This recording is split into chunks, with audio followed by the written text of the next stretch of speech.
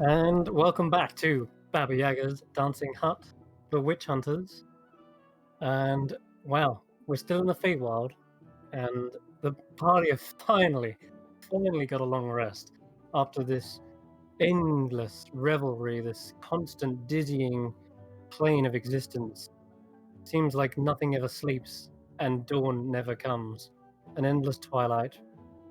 But there is still something moving forward, the plot. So, currently, the group have decided that going to Una is going to be the best course of action, getting answers from the Queen herself. And Resden, the satyr, is going to help you do that. He knows all the Fey folk along the way and knows how to twist a few arms. So, the party have laid down, they're taking rest. Grizz is with a wolf that needs his senses awakened for the great hunt. For they have said that once Kane's nose has been restored, he will be able to hunt aberrations. But, Ember, as you're sort of laying there and drifting off, your want and need for gold is such a distant goal. It's such a. Oh, Doesn't feel Yes. like. Please, feel like Lord. no, Please. Nice. no, oh, he's We've eating waited for us. so long. It's time. it's No. slipping. It's slipping. so annoying. And you know, the depiction of the Squirrel King had a golden acorn, and man, you just love gold so much, you might have to go drop and buy him a visit. Oh, for God's sake. Jeez. God. But it doesn't. For a Perfect. moment, then it felt like something was gnawing away at your want for gold. Good. Tanner, whilst in this little secluded Interesting. glen, a ethereal-like butterfly has flown over to you and whispered in Sylvan, "A secret for a secret? Let's trade."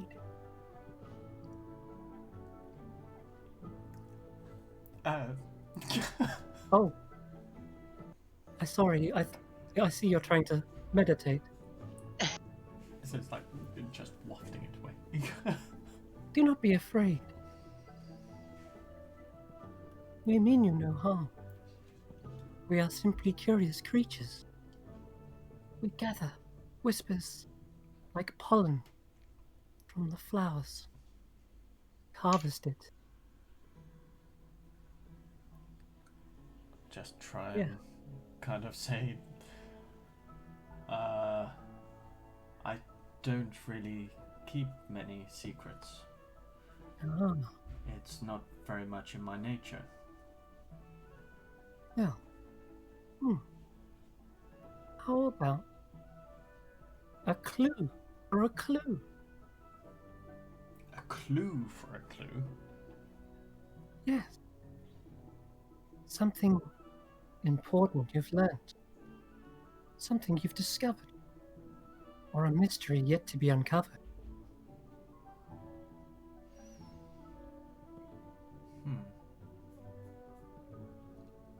Derry, don't do that. You can do this, man. You can do this. What news of outside world? What news of mundane world? You will find that even the smallest, most ordinary things are fascinating to the Fae. The color of a strawberry, taste of a dessert, the scent of soap. Is that what you kind use?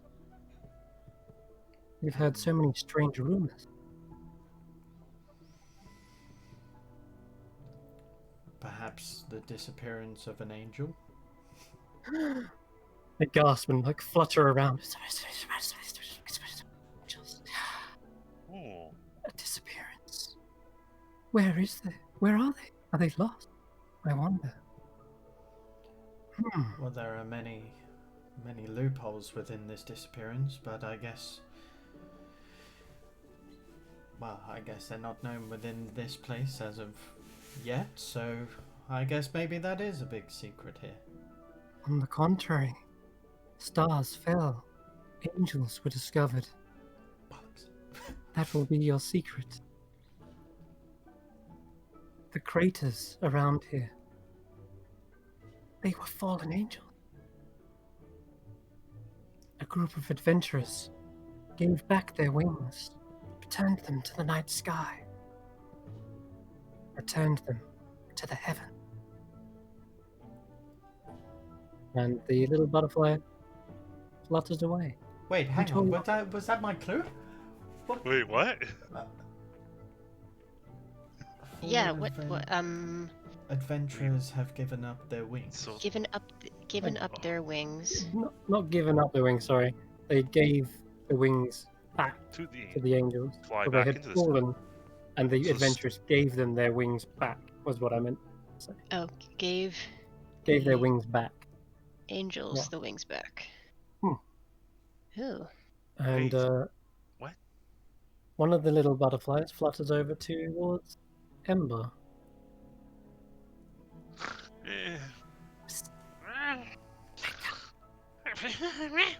Who's there? Wake up!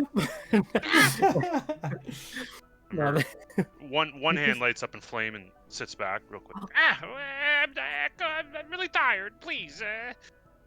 Do you understand me? They speak Ah! in Sylvan tongue at first. Oh, sorry.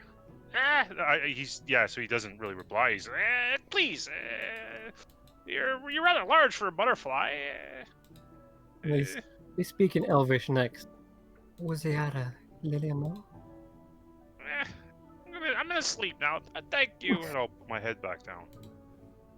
Oh. Sleep, sleep, yes.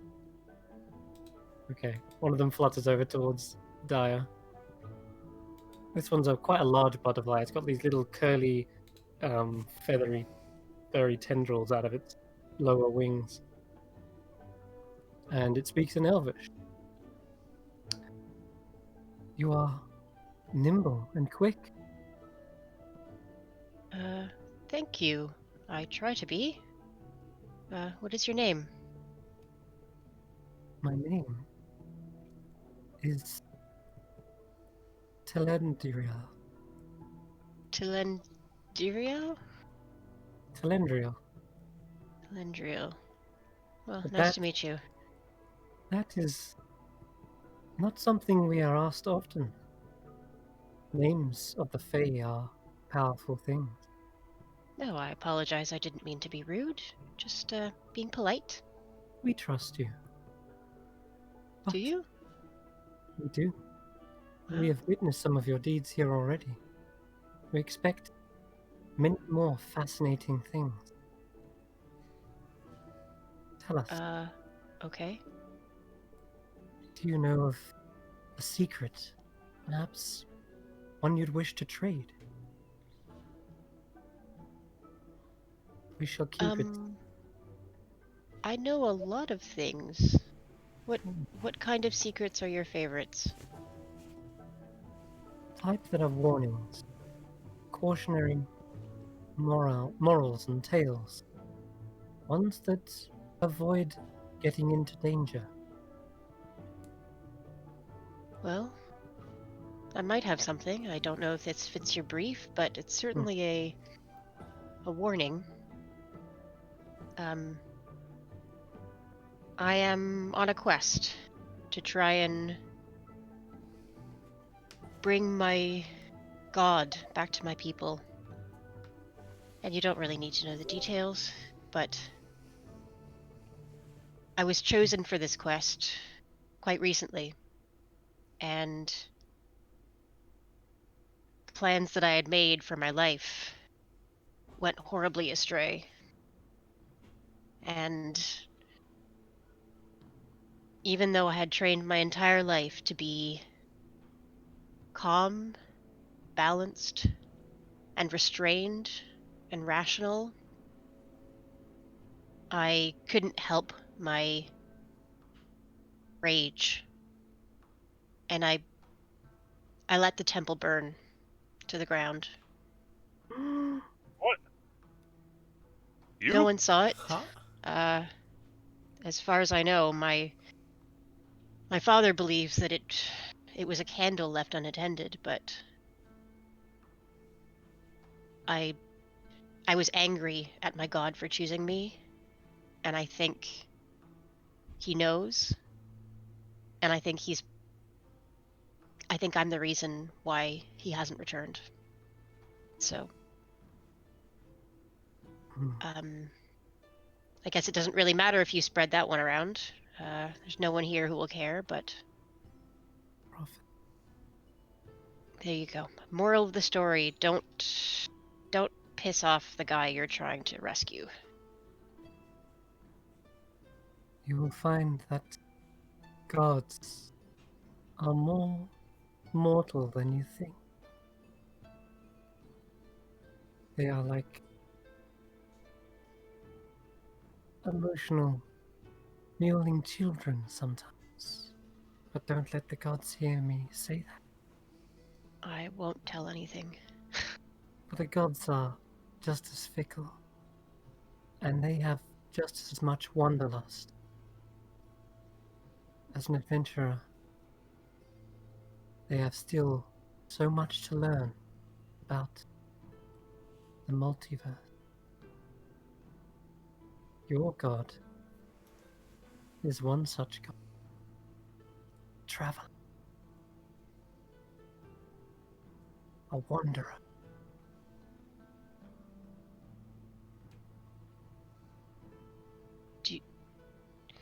Do you know him? No. But I have heard secrets. And on his travels, he tends to stay here the longest. In the Feywild. You see the butterfly seems to like fly up and starts to get more and more distant from you. Thank you, Telendriel. Enjoy your rest. Oh, And I'll try. one of the butterflies comes over to Grizz. Grizz is like, "Oh, I saw you talking to Miss Dyer. What do you want?" And he speaks in Sylvan, of course. "Oh, you want a secret? Okay, come close." You whispers. We all know Grizz's darkest, deepest secret. I think he said it before. He's never kissed a girl, but the butterfly is going to whisper back, and it seems to like titter and bob up and down in the air. Some of the dust sifts from its wings, and then says, "A humorous secret, or a humorous secret. Deep in Thrill Timber, there is a unique type of tree, known as the shoe tree." "Oh, a shoe tree. Oh, what's it like?" "Oh, it grows several feet a year."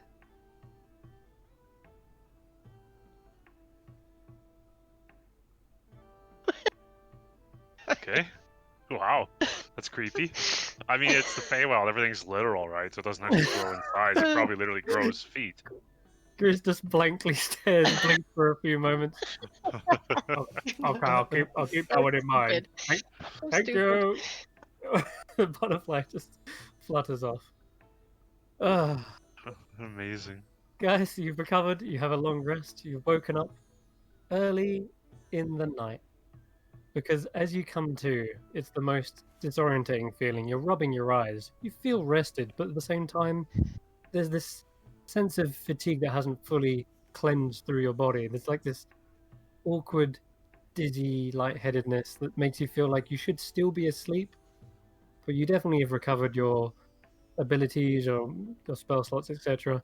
It's just odd that waking up in the middle of the night, the moon still shining down upon you, and as you're looking up over the sky, Dyer, you double check that this hasn't all been a dream, that this hasn't all just been some strange illusion played over you, and you manage to spot the comet still burning there in the night sky.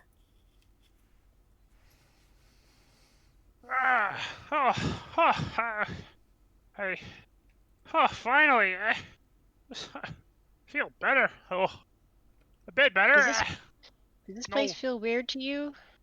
Like a Welcome back. dream, or I do have a bit of a I don't know. dull headache. My head feels funny.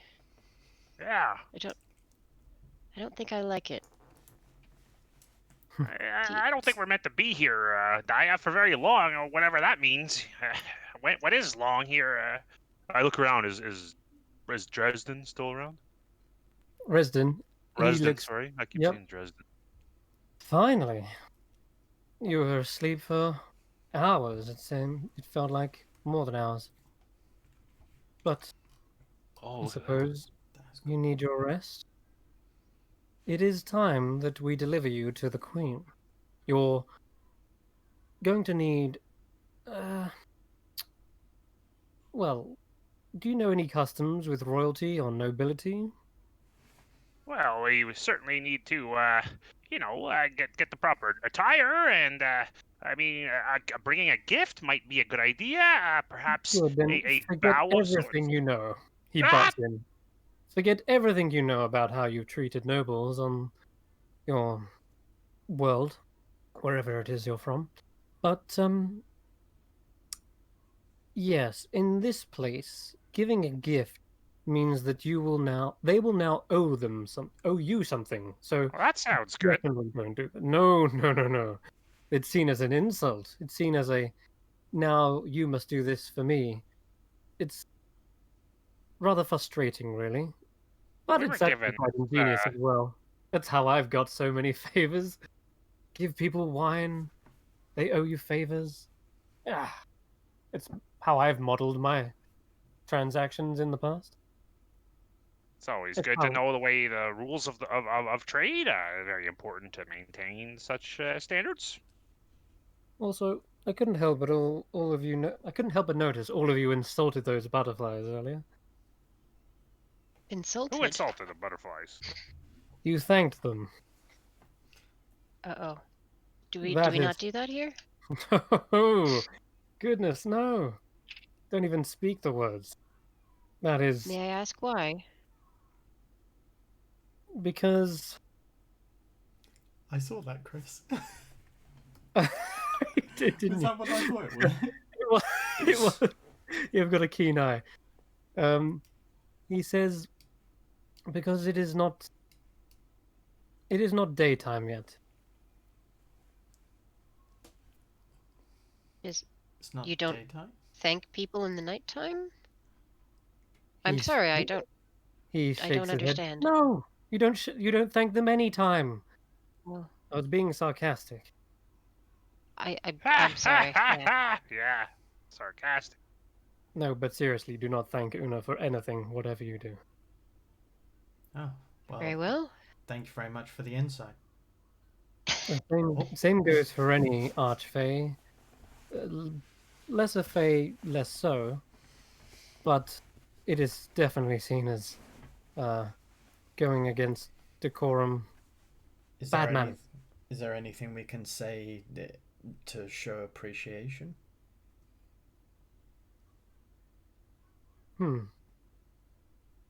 Even showing appreciation is sort of bad-mannered. And I don't just get me to explain why. It's like explaining why grass is green. I just shoot Dia a kind of quizzical whatever look. Well, fine, whatever. Let's get this done. Wait, we got a lot to before do we- here. Just a moment. Now, if we can't thank her and we can't give her gifts, what does it mean to be polite and respectful in this place? Hmm. Will you tell us? The Fae, for you, must be so strange, but I suppose just being, subsisting. How do I do this? They burned down her garden as well. I suppose showing a certain type of emotion, one that aligns with them, or one that even surprises them, might be a way of showing them appreciation. He kind of squints, like, or winces. It's like when Ember, for example, when you came to my little winery and you set the things ablaze, that was delightful. Fantastic. It was, yeah. Invigorating, in fact. You really got me out of a slump. So thank you, old John. But don't thank me. I don't want to be thanked here. well, we can thank you. It's just the other way that's around. insulting. Oh, okay. Just setting the rules here. Just making sure everything. I see how it is. We can thank you, but you can't thank a Fae. Okay. Think about that. Yeah. Good old. Auntie Ganassi. I see how it is. I'm just going to kind of turn to Dai. It's like, so if we're elves, we have Fey ancestry. Does that mean we should be insulted? That is probably a question that involves more etiquette philosophy than I have at my fingertips right now. Is that why my I don't know. grandmother Where I'm always- from, the rules of courtly manners are very deferential, thankful, appreciative, Submissive. plaintive. Here's a way. A service to one's land is a service to the ones within it. You see, Fae are of the land. We are attuned to it. A dryad may not leave their copse because the dryad is the copse of trees. They are one with that land. So if you wish to gift something to them, I guess planting a tree or healing a sickly plant or watering it, a way to invigorate their land would be a way to invigorate that particular Fae. Do we have those seeds, Grizz, still from Rothlab's brother, Milan? Hmm. Yes. As it happens, where we're heading right now, Glenalendra has many trees and plants, flower beds and such. Feel like planting a tree, Grizz? Yeah, sure thing. Does Grizz still have that stump that we took from? Yep, somewhere in it. Yeah, perhaps they would appreciate the remains of a young ent, and at the same time, we could give Rothlab the good news that his brother has been freed. This would be a great place to perhaps take care of that. The perfect place. Yeah, let's maybe do that. All How's right, that sound, we'll do that. Dresden? Resident says, you have a... Sorry, say this again. You have a what Yeah, don't seed? worry about it. It's okay. It's fine. Don't worry about it. Intriguing. Well, shall we? We've got a bit of a journey, but I know the quickest route. Follow me. I will follow. He leads Up you... this quest here to make sure that screwing something up. So he leads you by looking up to the stars, and he seems to be following a certain constellation. And let's get some extra music. Bot? Yeah, let's grab a bot. One sec.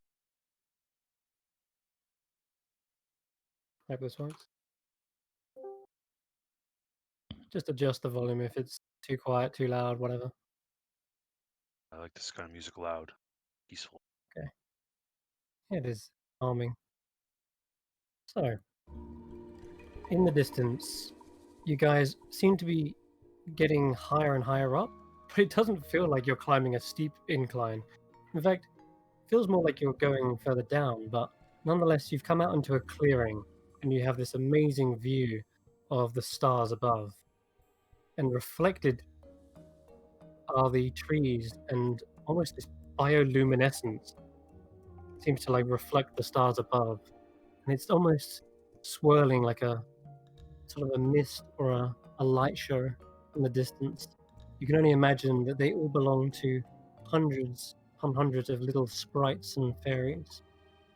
And he points out far across the canopy of trees and says, there, in the distance, that great tree over there, over yonder, is Glen Alendra.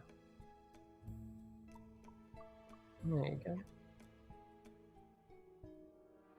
Glen get Elendra. there. Indeed, it is where the queen resides, the elusive Queen Una.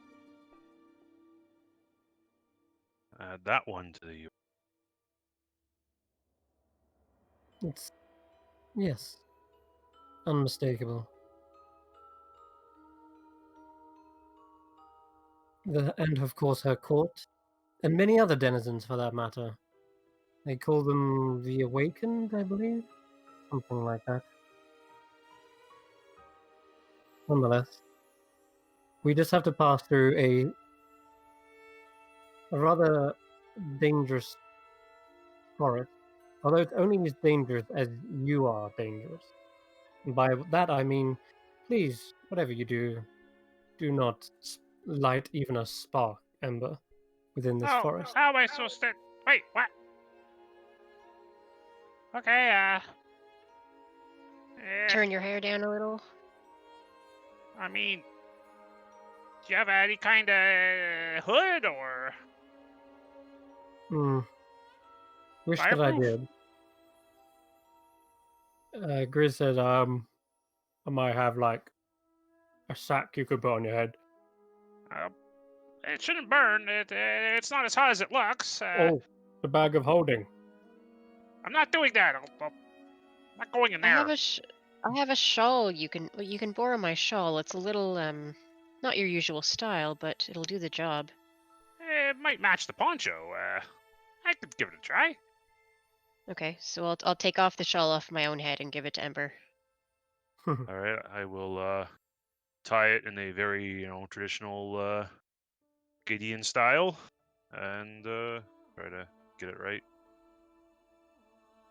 And I think it covers most of your head, but your flame doesn't actually ignite, does it? Yeah, it shouldn't. It's Okay. it does give Cool. off like a dull heat, but nothing that like it's a game rule thing, right? Nothing that can impact the environment in Yeah, a sure. manner. And he turns to the rest of you. Anyone else exuding some sort of magic or aura? Daya looks over to Tanner. I don't Yeah. think so. Yes. Your Sorry, my fire alarm went off again. any magic in here is a danger to yourself, so I'd be cautious. Maybe try to tone it down a bit if you are exuding any magic. We want to go through this woods completely unabated. To do that, we must not disturb the woods themselves. I tend to protect myself for long periods of time with some of my energies. Is that probably not the time to do this, or? Oh, please, goodness, no. With your which spell are you speaking of? I'm not familiar with the way the Arcanists name their spells, but this one would provide me with a form of mage armor that Oh, would coat me in some absolutely not. protection. Unless we wish to be trapped in a magical barrier for several centuries, I suggest not doing that. Okay. Thankfully, Chris, I have not cast Mage Armor yet, so it's not A simple, going to happen this time. a single drop of magic in this woods will ripple and reflect back. It's called the Mirror Sheen Woods, and it is full of guile and mysticness, I guess. Mysticism. It's a sort of self-defense, I guess, for the Glenalendra. Should any force try to assault this place, it would likely fall to its own means and own power. If we don't cause it harm, will it let us pass safely? Precisely. We're gonna have to rely on your wits and your Daya and your blade, Tanner, I think, to get through this one. No, we're gonna have to rely on you keeping your temper. No blades, Just no kinda stand fire, no behind. spells, Stand no behind axes, Arthur. Grizz. Axes are good, though. I don't know. What if we get attacked, Resden? They're these beasts. We've already encountered 2 of them. Then they are equally in danger as we are. They are not they don't use magic like we do to defend ourselves. Right. That's a good point. Well, pray that we do not encounter anything then. Okay. I shall be right back. Right. We can do this, folks. Tanner. Just be careful where you step. Grizz, don't pick any flowers or any mushrooms. Grizz, come here, please. Oh, I hate to do this. Actually, I'm gonna roll dice to see. Grizz, and I kind of pull Grizz over. Oh, he actually meant he'll be right back. Chris? Oh, okay. I would pull Grizz over, take my ring off, my ring of wishes, and put it in the bag.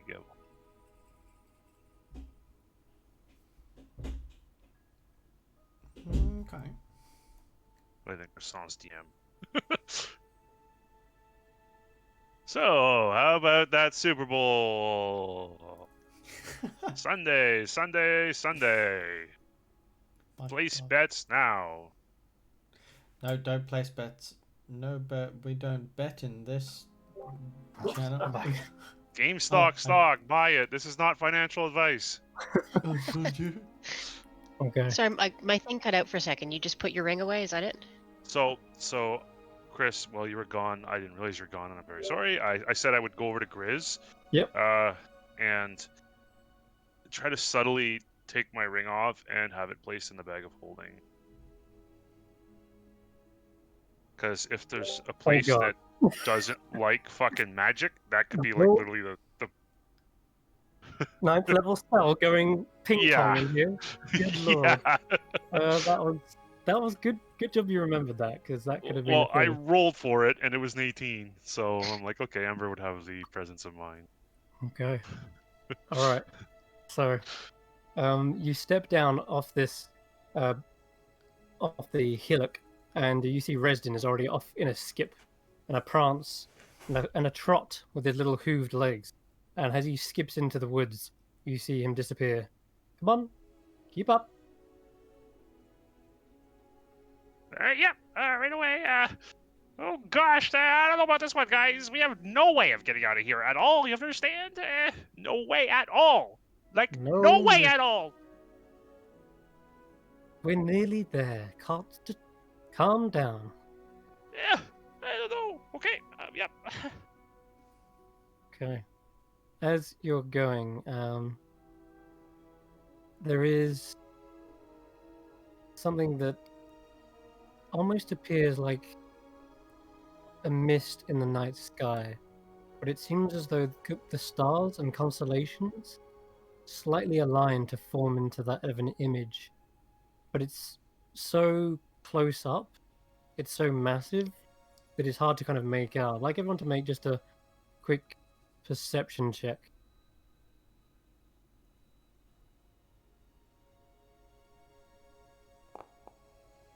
Can't target my token. Sorry, Chris. That's alright. You should 8. be able to open your character sheet there, right? Perception. Oh, here we go. Yep. I can see nothing. I am staring at the moon and not noticing anything else. It's the pretty moon. Wow, you were rolled bad. Okay. That's good. That was such a good clue. Somebody needed to roll. Oh god. Okay, less of a clue. Grizz just says, "Does anyone else see the big man in the sky?" You the man in the moon? No, it's the man like holding up the moon. What are you talking about? Over there. You look over and you do not see what he sees. This isn't a matter of can you physically see it. It's almost as if can you sense it. And it feels as though Grizz, with his ability to sort of tap into nature and sense primordial beings, is giving him this vision. He's like really muscly, and he looks like he's holding up, well, everything. His shoulders or in his hands? Both. It's like really heavy looking. He's straining. Oh, he's on one knee now. You Oh, ever he's heard got anything it. about He's got this? it. Dia, you ever heard This- anything about this? Yes, but it's just a story. It's not real. There is a story of one of the ancient beings who Hmm. who carried the sky on his shoulders, was condemned forever to be the only support, unable to leave, unable to move. And we owe our thanks to him, but I don't think he enjoys it. But I'm sure that was just a kid's It's just a bedtime story. tale. It was a bedtime story, but it's Rest not is real. Stories carry a lot of weight around here, no pun intended. Now I think about it, it's exactly how I thought Baba Yaga was, so... Do you know what? I'm willing to believe pretty much everything about this point. I'm starting to lose my mind, Tanner. I don't know what to believe anymore. I'm The gonna whole ask place is Resident, driven by stories. do you know of this man too in the I sky? do. There is a tale, but it is one only told in dreams. Impressive to see that your ally here is able to even sense them. He's attuned to the world. May not think it, but he's wiser than most of us. It's either that or he's just hungry. Could be, yeah. Oh, It's hard to that's tell true. sometimes. That's true. He starts rummaging around in his pouch. And as he does, I'll just give you a quick flash of what Grizz is witnessing right now. Because only he can really see it. He says, Oh, and Resident wow. says, what he speaks of is the bearer of the heavens. Yep. But he is a primordial being, as I said. If he existed here in this world, well, we might be flattened by a 5-toed grave. So, it's good that they're only in our dreams. Quite. What the heck are you guys talking about? The sky has some stars in it. Get out of here.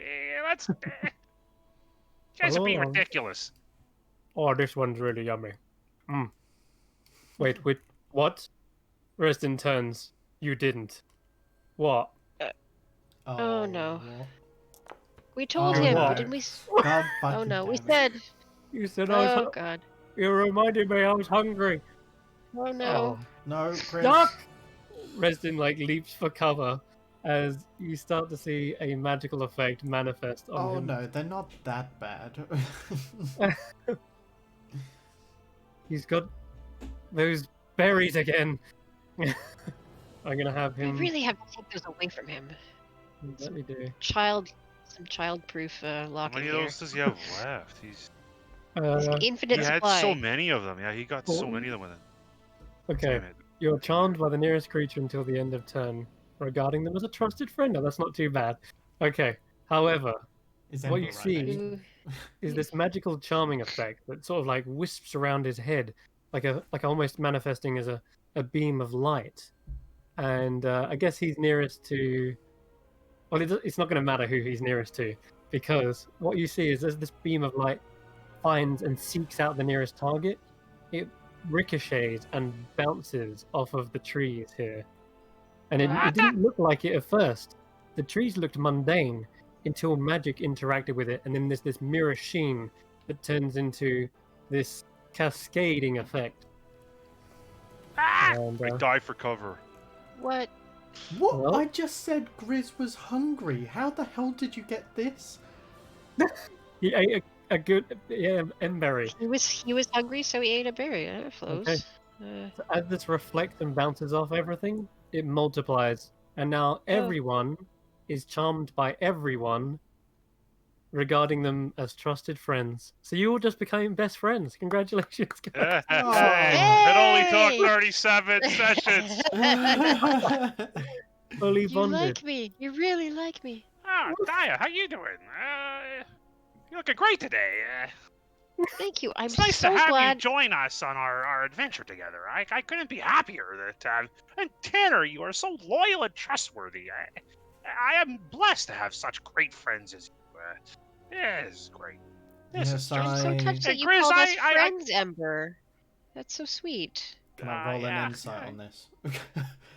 You We could, may be but friends, but you trust them though. Everyone, you trust everyone in this group, oh, even we Resden. trust as well. Okay. Yeah, they're trusted friends. And Resden says, "You know what? You guys are all right. Yeah, Resden, you're not so bad for a horned demon creature. You're great. I could No. totally see myself spend it, a good amount of time. Maybe we even rent a place together sometime. You know. Horned devil? Oh, you flatter me too much. Ah, of Um, course. I mean, I would do no less for such a good friend. you know, Flattery is the most sincere in a form of. No, wait, I got that one wrong. Yeah, don't worry about it. I can't help but feel like we just won the lottery. I feel so jubilant. This is great. Well, we Let's go. have I in a love this way, yeah. forest. Good. Imagine the odds of all of us meeting up together in this beautiful place. I mean, It's almost all as the if it was decisions fate. that had. It is fate. I can't imagine anywhere else I could be right now. There's. One. Oh, well, shall we all join in hands and skip together? No, I think that's gone a bit too Grizz, far. give me your hand. Come here, come here, Dia. Come here, Grizz. Let's join hands. Grizz, I'm so sorry. I never meant to be mean about the gold. The gold doesn't even matter anymore. I'm not worried about the gold. The gold. I'm not too worried who either. needs gold anyways? Gold is just an item. Just a. You don't need Friends are gold. all I We have need. friends. Yeah. Yeah. Money can't buy friends. Yeah. And, Dia. Tyler, get over here. I know you're shy, but I don't want to say anything, but myself and Dara are both immune to charms. Oh, whoops. Because Well, we're... you're resistant, aren't you? So, You're not immune. I believe... Oh, are we? I think you It's just just have resistant. you're resistant to it. Fey ancestry. Oh, sorry, it's advantage on saving throws. Oh, Yeah. okay, never mind.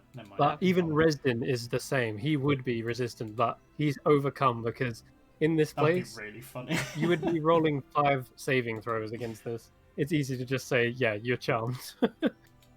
Likewise, when he says we won the lottery, I don't think he realizes the weight of what he just said in that if you'd have rolled 4 lower on that table, one random item in your inventory turns into a flute, would have meant that everyone's items would have turned into flutes. Oh, yikes. Everything would have been a flute. So yeah, that's why magic in this place is very bad. Do we know that we've been charmed? I would say no, but you definitely saw the light show. Yeah. Okay. Does Dia realize that what that was? Like that something happened, or does she just assume that it sort of fizzled off into nothing? Yeah, I think at this point, realizing no harm has come, that was probably something that maybe just shot off into the distance and ricocheted into Yeah. a darker, deeper part of the forest.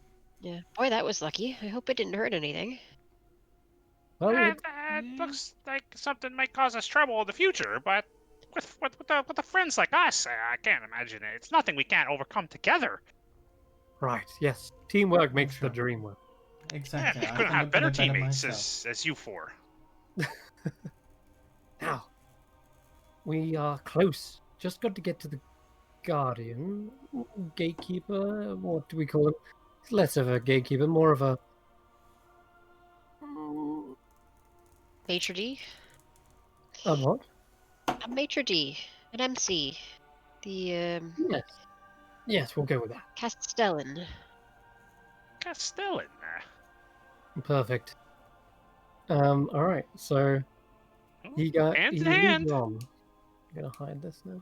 I put my hand out to Dia and Grizz. Attempts to hold their hands while we walk, Yeah. Yeah, around I'll take walk it. through this forest. Hey, Exiting- Rez, what's your favorite fairy tale, or folk story? Hmm. Let's got tell to be stories while we about- walk. It's got to be the one about the 10 Sun.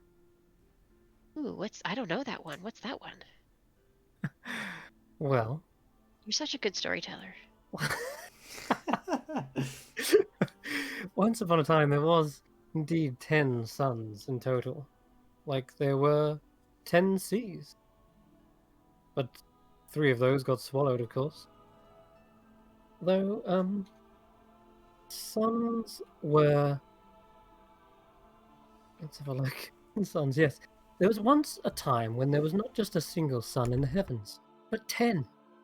These 10 suns were embodied in the forms of celestial sunbirds who lived in a mulberry tree far out in the eastern sea.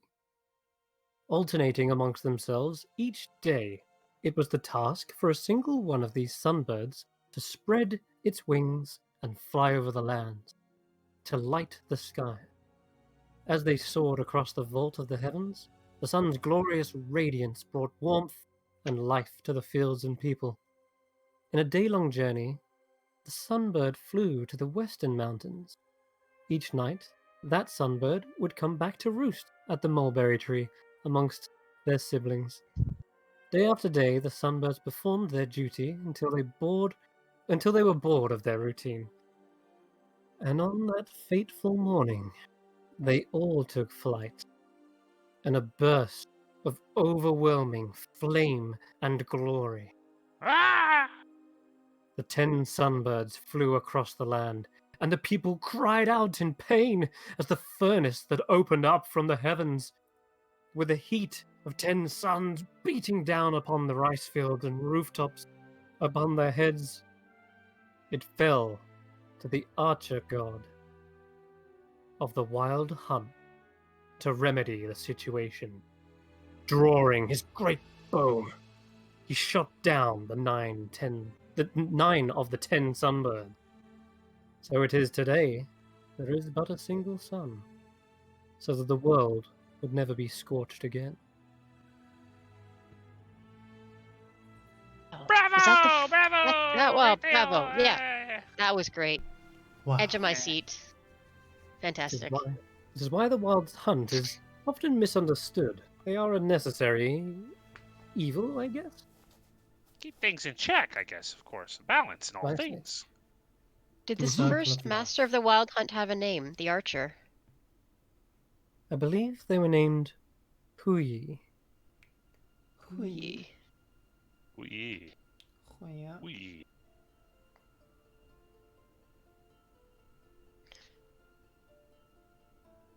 Now, we're here. Good evening, your woodliness. You see that Reston has approached a bridge that spans over into a glen that it's almost kind of sunken into the ground, and you can see great roots reaching out. Some of them are busting and bursting through the soil and have formed into bridges. And you can see in the distance the trunk is alight with tiny holes and Shmona? what? Sorry. Sorry, I was talking to my wife. Oh, okay. And this guardian stands top the bridge's kind of banister of sorts, and it almost looks like they're part of the bridge, this wooden structure. As they look over towards Resden, their form takes on a more humanoid shape, and a staff sprouts into their hands, as well as other tiny little flowers sort of blooming, almost as if they're kind of waking up, and they yawn. Resden, is that you? Well done, you remembered. It's been some time. I believe it was... last week, wasn't it? You came by my winery on your day off. Oh, yes. Delicious. And we're seeking passage into Glenalendra, if that's okay with you.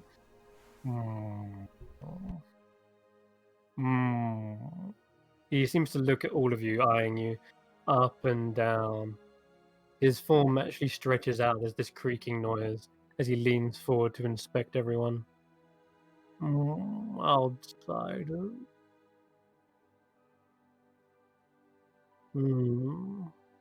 Outsiders, we're all friends here. Resden here, I've known him forever. He's a great friend of mine, and all of us are all great friends. Not outsiders, no, insiders.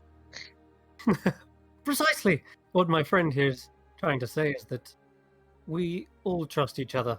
If you're a friend of mine, then you're a friend of my friends. We're all friends here. Happy friends. You could not Happy- have sounded more sarcastic there, Tanner. Even when he actually means it. he's I kinda am sad. so joyous. Mm. Tanner's so bitter. Ooh. He looks to you, Dyer, and says, "Well, and I shall introduce you to our custom." And Yes? Redfin says, "Okay, this is very simple. All you need to do is repeat after ethothesis. Ethothesis? Etherthothesis. Not me. This is the... That is our dryad's name. Ah,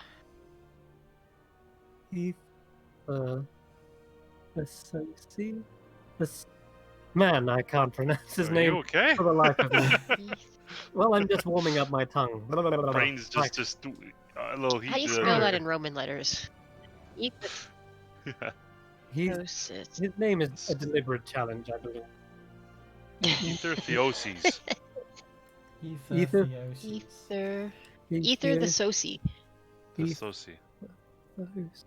Ether the sauce. Oh my god. Oh, Ether the saucy. I like that. There you go. Yes. There we go. That shall be his name. Fantastic. All right. Let's do this.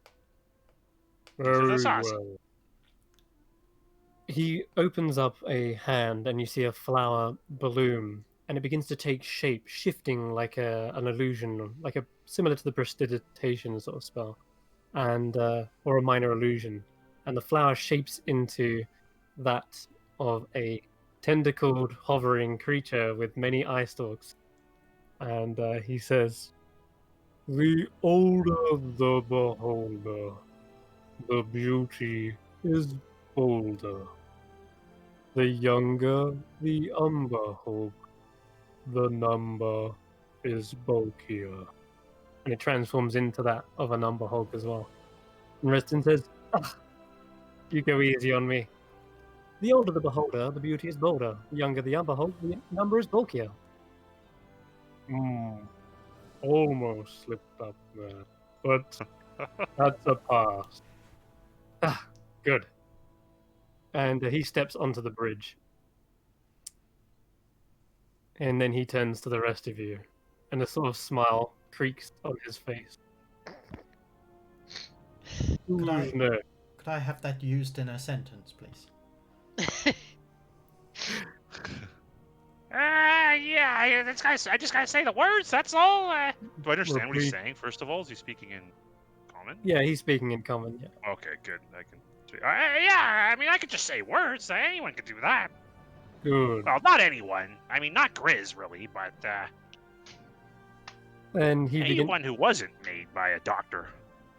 So is Ember stepping up? Yeah, I mean, I don't see why Yeah, he is. can't do Oh, this. Lord. The illusion turns into that of a feathered bird-like creature. Huh? I'm a mother pheasant plucker. I pluck I mother beg your pheasant. pardon.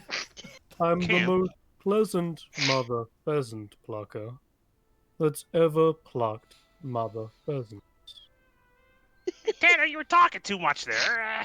I'm sorry, but what he said I'm pretty sure was insulting where I come from. Yeah, mother pheasant fucker. I get it. There, very nice. Pheasant fucker. Sorry, listen, my companions, as much as I love them sometimes, are strewn to bouts of pure immaturity and juvenility. I can't control their impulses, but I will attempt to repeat the phrase, I am a mother pheasant plucker. I pluck mother pheasants. I am the most pleasant mother pleasant plucker that's ever plucked mother pheasants. Pheasants! Shit! I'm afraid Stop you slipped up there. Oh, No, dear. I said pheasants. We may try again, but this time, I'm not the pheasant plucker. I'm the pheasant plucker's wife. And when we pluck together, it's a pheasant plucking life. Chris, really? 1 second. Okay, I am not the pheasant plucker. I'm the pheasant plucker's wife. And when we pluck together, it's a pleasant plucking life. No, it's a pheasant plucking life. Fuck! Resin's like, damn it! Oh, what's wrong with you? I tried. I You tried. slipped up again. Tanner's It's probably hard. crying in the background with love. Right. I'll give Why do we have to you do this? one last try.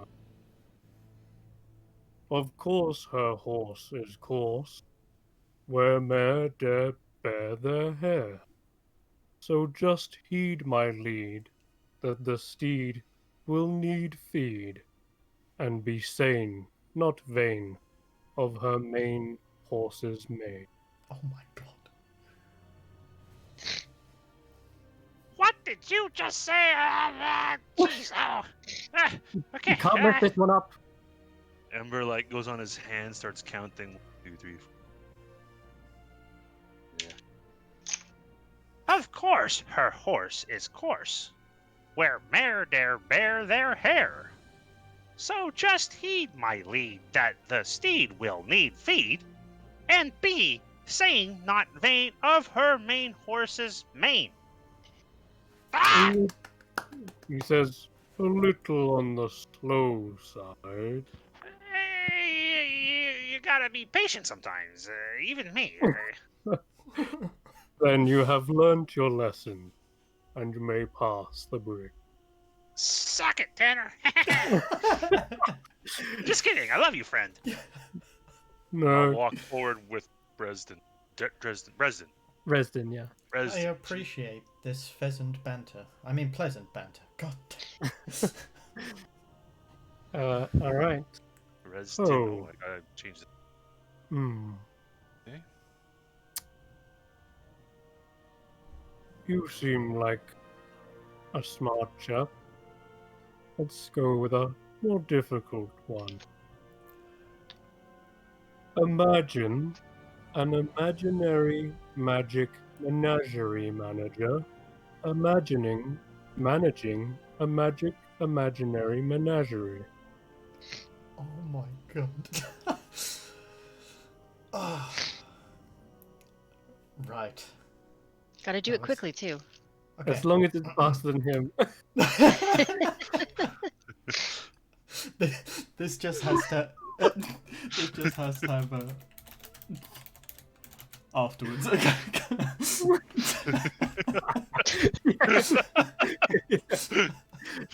Uh, Okay. 2002. Right. He's kind of just got his hand on his brow. Resident says, this is the hardest one, by the way. If you get this, drinks on me. Right. Imagine an imaginary magic menagerie manager managing a magic imaginary menagerie. Oh, Wow. Very good. Well played. That was amazing. That's how you play D&D. Resin is clapping. Fantastic. just kind of You like may pats his pass. chest. Thank you, Steve Jobs. Right. cross the bridge. Then Grizz steps up. Okay. Words are my strong suit. So, lay it on me, Mr. Ether Saucy sorry. So he speaks and goes, many mumbling minotaurs are making merry music in the moonlight, my mighty man. He flexes a little bit, and Grizz says, many mumbling minotaurs are making merry music in the moonlight, my mighty man. And he takes a little bow. Ooh. Grizz Chris. steps onto Yellow the bridge. blood. Yeah. That's impressive, Chris. Very good. You're a great teammate. I'm glad to have you aboard. And his little wolf follows alongside him. And, Doesn't the wolf have to do it? Yeah, does Of Kane course. have to? you see him bend down, and he starts speaking in Sylvan. So he kind of grizz his this. Which wandered, which way, which white went? And the wolf just goes, barf. Good. And the wolf is free to pass. And just as you're all about to cross the bridge, you're kind of about halfway past, and actually, yeah, you're on the bridge past him, but something else is coming out of the woods, and it's fluttering fast. It's quick. It's a shadow. It's nimble and quick, and it's approaching towards the Guardian, and you see Ether Saucy brings up a quick wall of vines and says, "Whoa there, hold up. You must first pass the challenge." So, he speaks.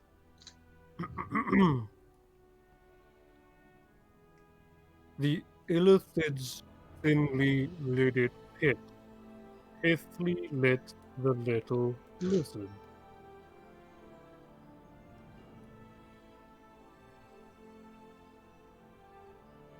Well, James, that's your cue. Sorry. Wait, what's happening here? Sorry, the Shadow. music is...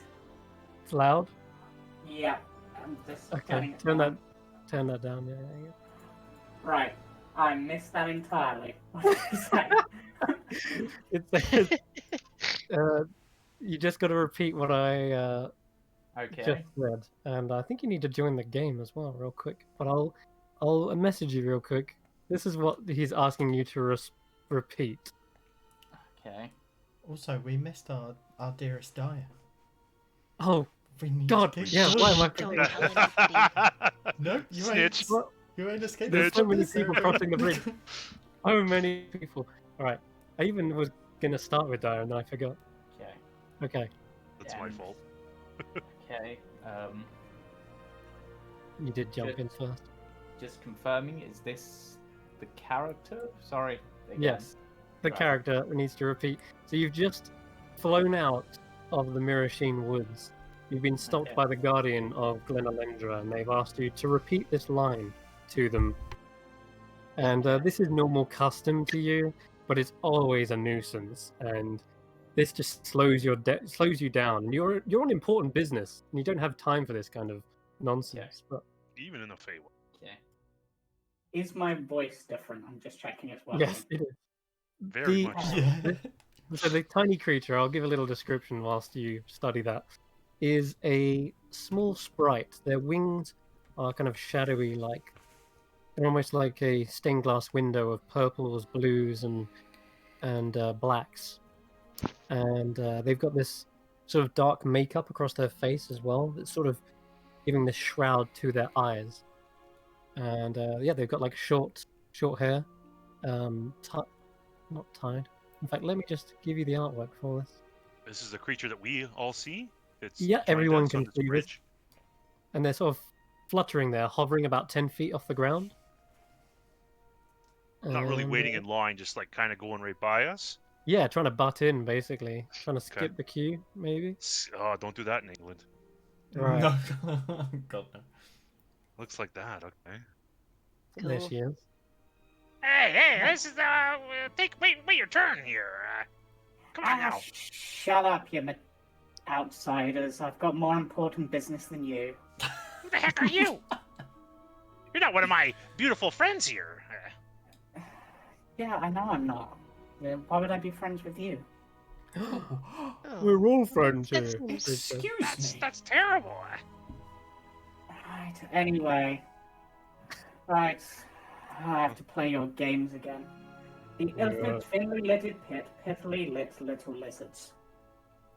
Can I go Well now? You may.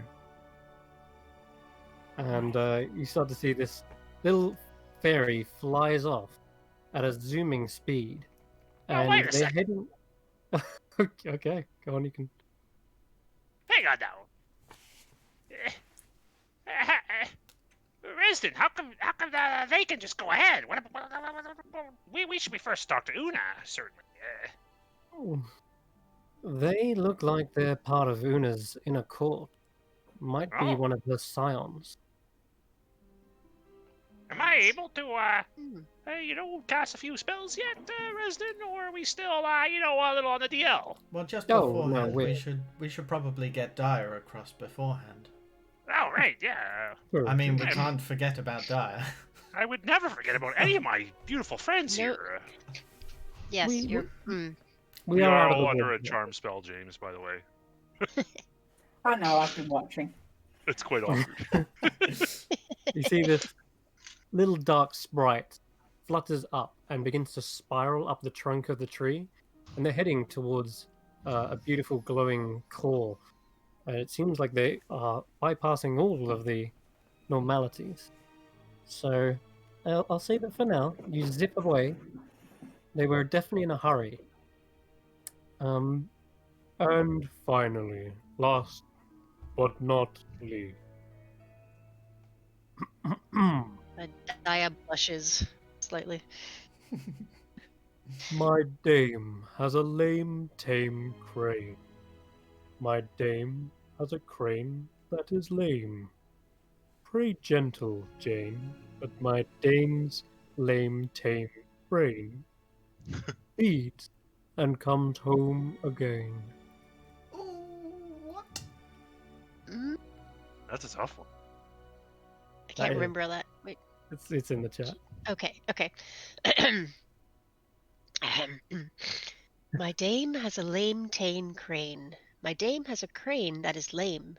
Pray, gentle Jane, that my dame's lame tame crane feeds and comes home again. Damn it!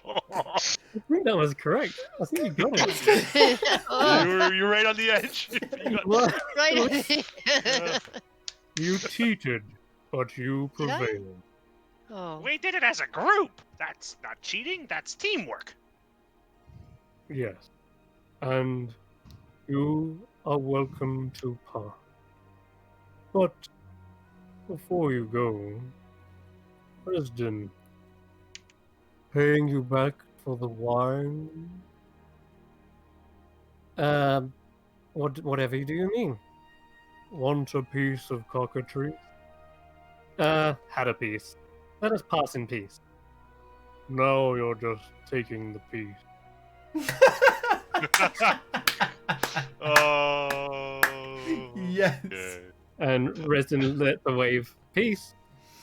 And with that, you pass on into Glenalendra. And Okay. what a dazzling display of colors this place is. It almost feels like it could be daylight in here with the amount of bioluminescent plants and fungi that are around here. There are people walking around. They closely resemble humanoids, but they have like these tilted eyes, pointed ear tips, and they display plant-like features such as hard wood for like shoulders and bones, and they have foliage and petals in place of hair. It seems like their skin and flesh is replaced like bark, and they seem to be glowing in some sections of the light as they move. Some of them even seem to shed faint pollen. They're very slender, but they're about the average height of a human. Maybe just a slight bit shorter. Here, some artwork. Right? And let's have a look here. Yeah, so you're walking through what feels like a bazaar. There's small little trading spots. There's almost a fountain of water that people are collecting from. There are conversations being made between several denizens. But it's this air of peace and tranquility here. And yeah, there's all kinds of scents. Only ones you can imagine in your dreams. there is organic material everywhere you go as well. There's no like hard floor. Almost feels like a bit springy and spongy in places. And the staircases are like these mounds of bark kind of wrap up onto higher sections. And in the center, there is this spiraling slope. And it rises all the way to the top where you saw that fairy fly up to. And there's along the slopes there are archways of vine, and there are these crawlers like hanging from the undersides of the slopes. There are these dandelion elevators that seem to carry in people aloft. Let's drag you back down here, I guess. All the way down here. Banner, this is unbelievable. Look at this. It's like a whole new world. The colors, the smells, the lights, everything is incredible. How could this even be? This doesn't even seem possible. I kind of slap my head a little bit. Am I dreaming? It's so environmentally friendly and sustainable. Grizz, 1 second, friend. I reach into his backpack, which I assume is our bag of holding, and I think of my ring. Try to reach it. Okay, Pull it yep, out. your ring comes too. I pull it out. I turn it around so it's face downwards, as usual. Make my fist and resume. Resuming. Now, we can stop by Blug and get some drinks, as I promised.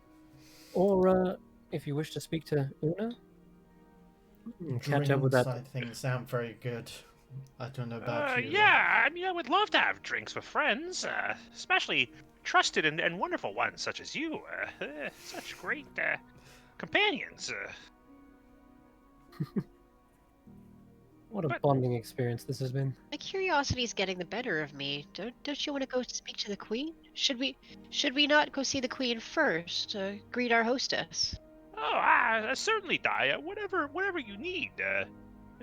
That would be actually yes. A favor for you is a favor for me, of course. We all have Very the same well. goals here. Yeah, we're What do you all think, aligned. Reston?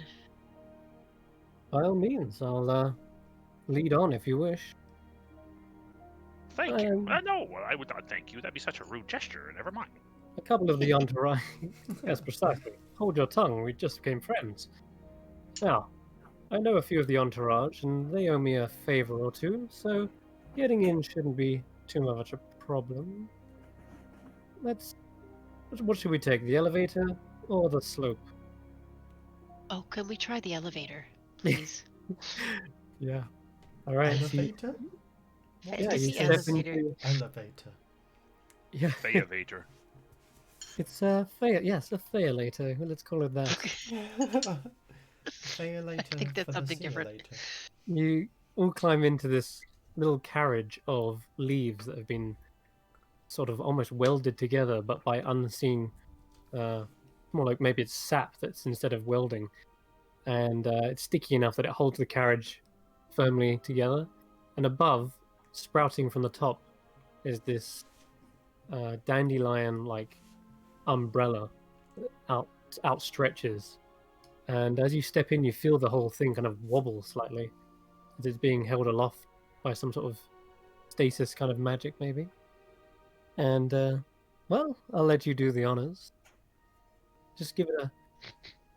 Purse your lips and give it a swift, quick whistle. All right. Outward. Oh, God. Ah! My ears. Okay, just blow on Sorry, it. guys. Just blow on it in. Ember does his best whistle, and it's just a terrible sound. Die, just blow on it for us. Let's get up. Okay, so you She does, very delicately, yes.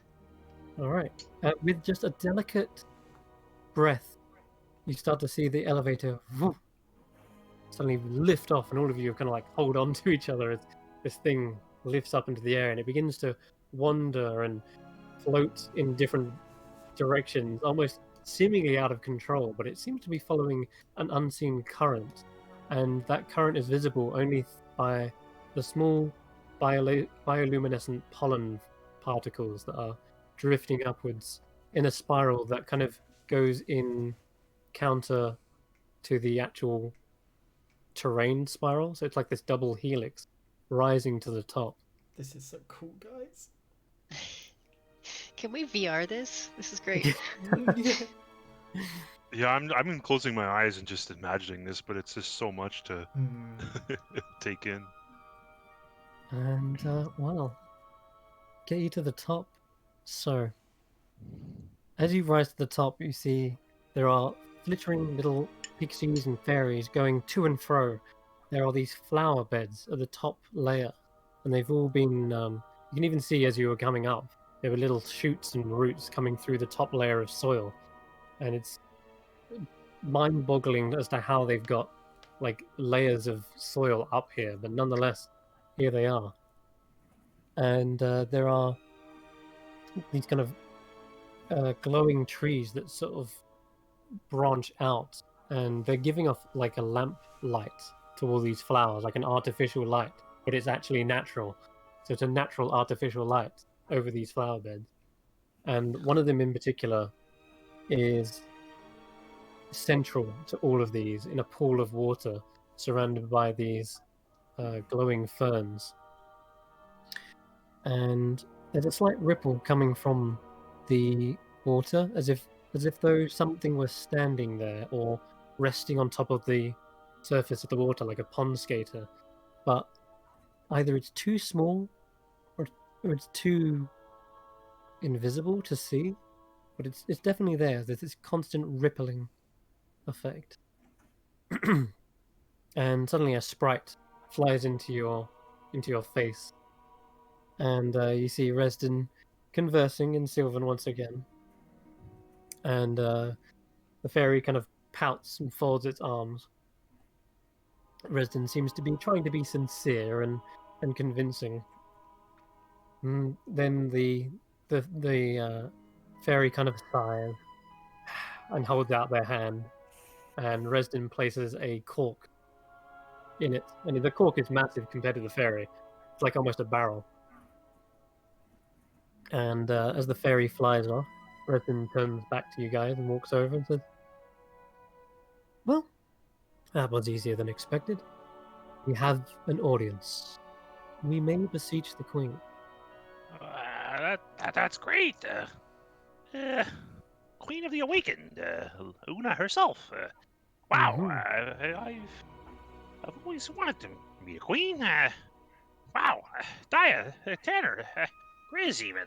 This must even excite you, surely. Very much. As I can hardly believe we're here in this place. As one of It is Fey quite ancestry, it's actually quite a homely feeling, which is strange. Do you feel the same, Dia? Yes and no. This is not like any place I've ever seen before, but at the same time, it feels like everything that I know comes from this. Does that make sense? Of course. I don't you know feel how a, I'm a feeling. connection to you two? You feel a connection to this? Like when I was in the plane of fire, I felt warm. I felt, but not warm in the temperature sense. It felt like home. I felt a connection. Is that what you're describing? An innate connection? Yes, it feels like this is what my home was always meant to be. That the place that I knew was always paler and darker and less alive than this place, and this is what we've been striving to be our whole existence. What we've been waiting for, perhaps. Well, let's not delay then. This is really exciting, and I'm really happy for you two. It's been a pleasure of mine to accompany you on this journey to a utopia of sorts, a place of discovery for my friends. Thank You, Ember. I'm glad that you know what it feels like. This is wonderful. And maybe we can get Grizz to feel this way too. To be at home somewhere. His eyes are just wide open. You can see the dazzling lights reflected in his eyelids. Wow. Wow. Wow. Wow. Just wow. Just wow. Just It's a lot, guys. a lot. Same. It He is a wipes lot. away a little tear. It's I beautiful. will stand behind my allies and let them. This is. Resden Good place. also takes a step back and lets you guys have the stage here now. There's a I'll be over here. In fact, I'll get drinks in. Yeah, please, Resden. Much appreciated. The best that the tavern has. Don't be rude. Right. None of that language. Yes, cover that level. Yes. Yeah, Now. right now, Resden, very quickly and without delay, Yes. seek Right. my Thank you, drinks at Resden. the tavern. Right away, sir. He gives a mock salute. Meet you by the bar. I appreciate a hardworking servant. No, I don't appreciate anything. Fuck all of you. I flip off Uh, it. I think you're going from one extreme to the next, Ember. This is really hard, Grizz. Just don't. If you don't have anything nice to say, don't say anything at all. But I have Are lots we of nice things to charmed? say. That's the problem. Yeah, are we still charmed? Aren't we still Yeah, charmed? we. I think it's kind of starting to wear off actually at this point. Okay, thank God. Like I can't handle this much longer. That's probably true. Yeah, it's starting to head off. It's starting to wear off now. Are the is anything in this tree, or like the sprites or the branches, are they reacting to us at all? Like, They seem to be going about business, pollinating, and burying little reagents and such.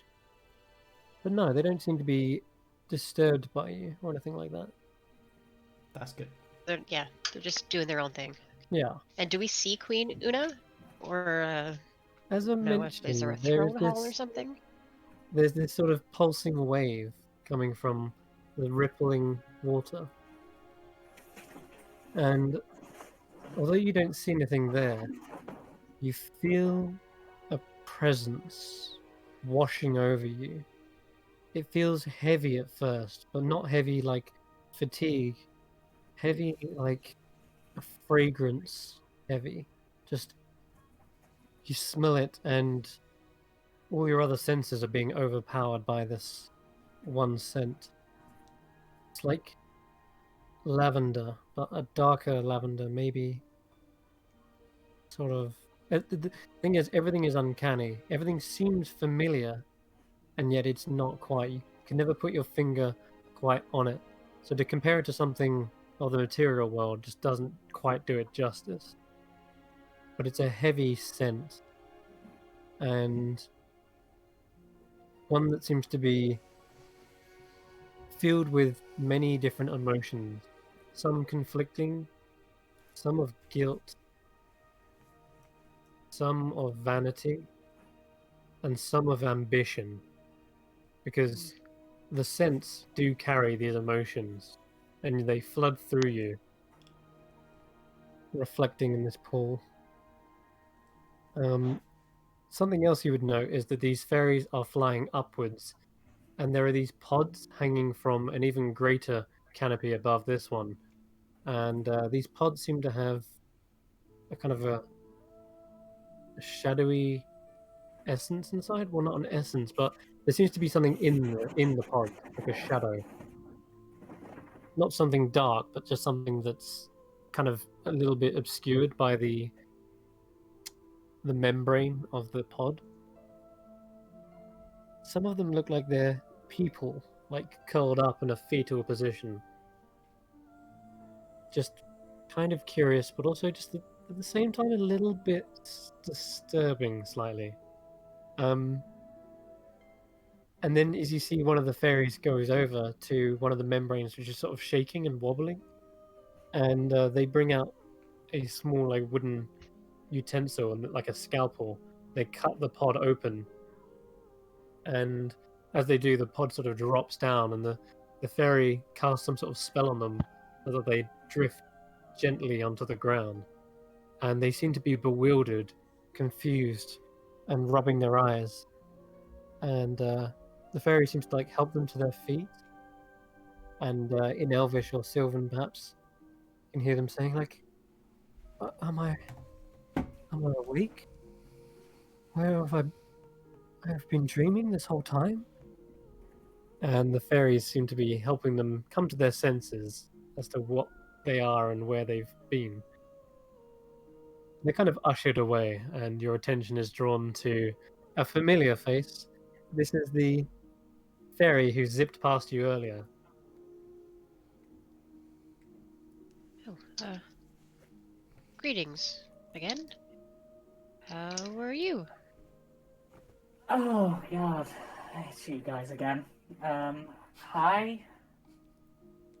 I guess. Did you ask how I am or who I am? Well, both, to be honest. You seem to know this place very well. Well, I do sort of live here. Well, sort of. I'm kind of between places at the moment, but yes, I'm Nissa. So I'd say it's nice to meet you, but I'd be lying, so I won't. Honesty is an excellent thing. I see this one's versed in the courtly manners of the situation. Maybe this It's is definitely not kind nice to meet you either. You're creepy and what happened to your wings? Haven't seen such dark wings since Senrith. Ugh. Bad memories. That one. Yeah. At this point, Chris, are they able to see the quiver on my back? Yes, you can describe it. So, on Nissa's back, you'll see a quiver, but the quiver itself is fairly standard, but the arrows that are sticking out, rather than feathers as fletching, what you can see, at least on one of them, appears to be fairy wings.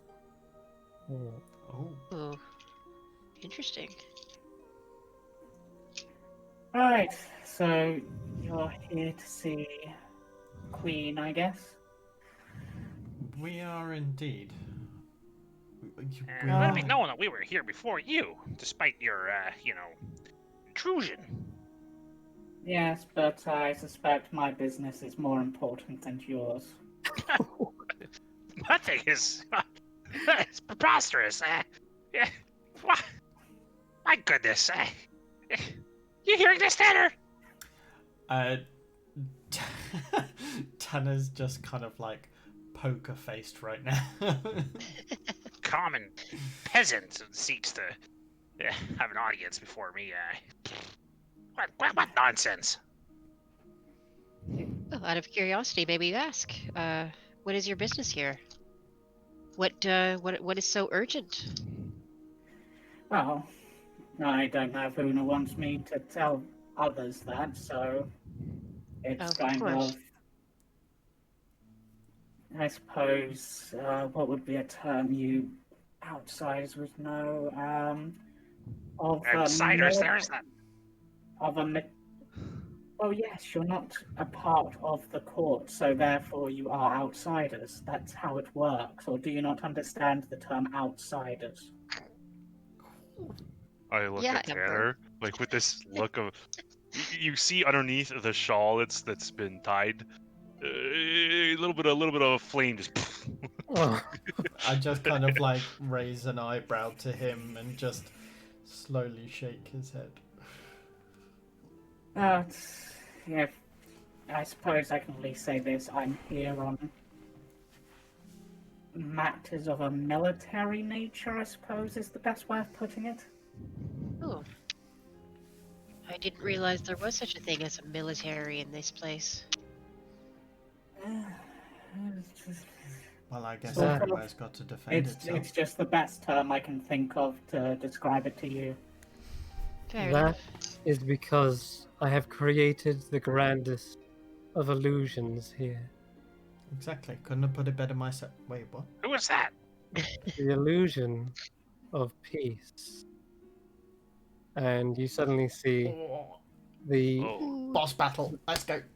the flower, this tree begins to rise up, and as it does, it shrinks down, and all of the branches droop, and all the leaves, you realize at this point, are actually petals. This one tree was in fact a massive flower, and at the top it blooms, and a head begins to appear, one of uncanny beauty. The tree even, or the flower, begins to hover up, and you see tulips blooming and drooping down, forming this massive dress.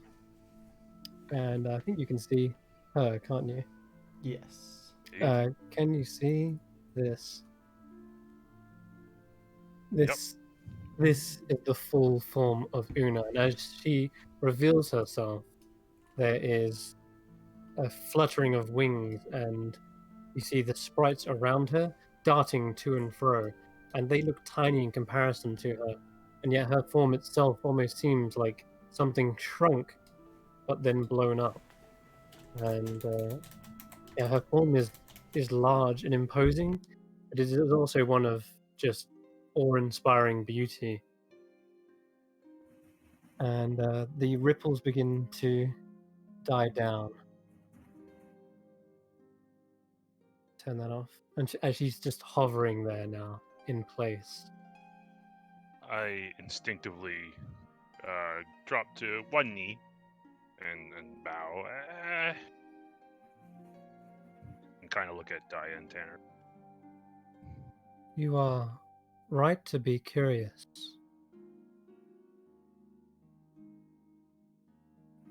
Pardon, we wish no impertinence.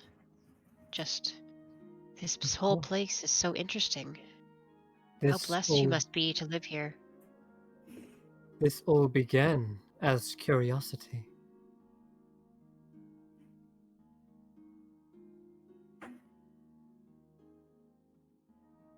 You see that. How does Nissa react to Queen Una?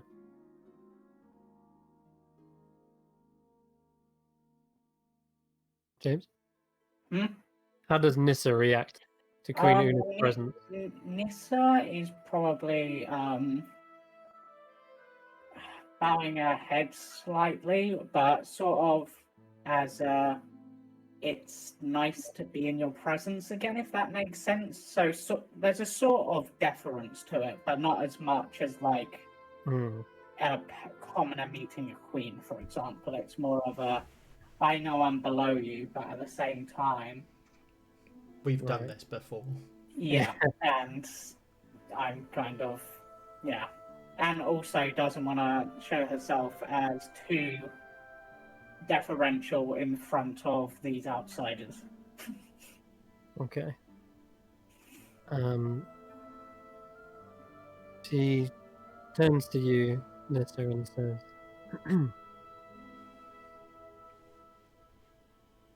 "What news?"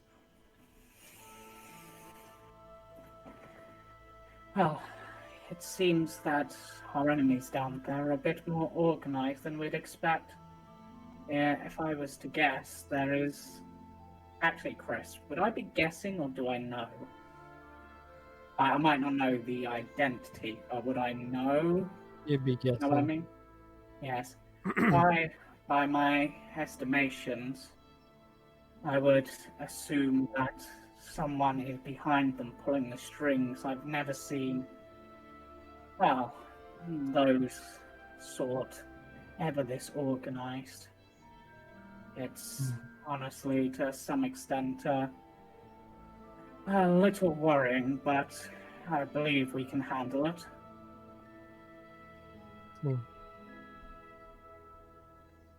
Indeed. What you see here is but an illusion.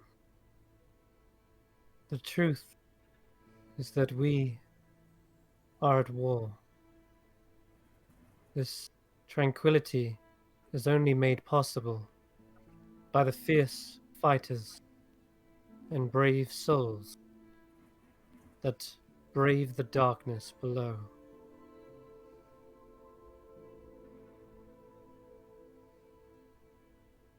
She says that to us?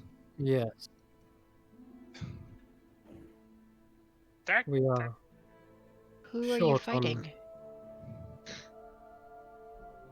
creatures of ill ilk. They are unseelie. Fomorians. The who? Morin? Fomorians, indeed. I do not expect you to know our enemy, for if that was the case, then we will have failed in our duty to quell them and keep them underfoot. For if they ever reach the surface, this world would be at jeopardy. It is best they remain an unknown.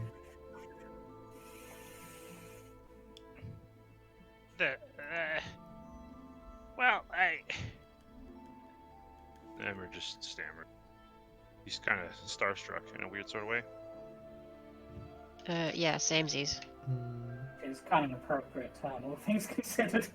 Yeah. And what if... Oh, God. First of all, when Nissa was talking to Una, that was in Sylvan or Common? Would Ember have heard any of that? We'll go with common, because I didn't state that it would be... I didn't state Okay. it was in a specific language. Enemies abound.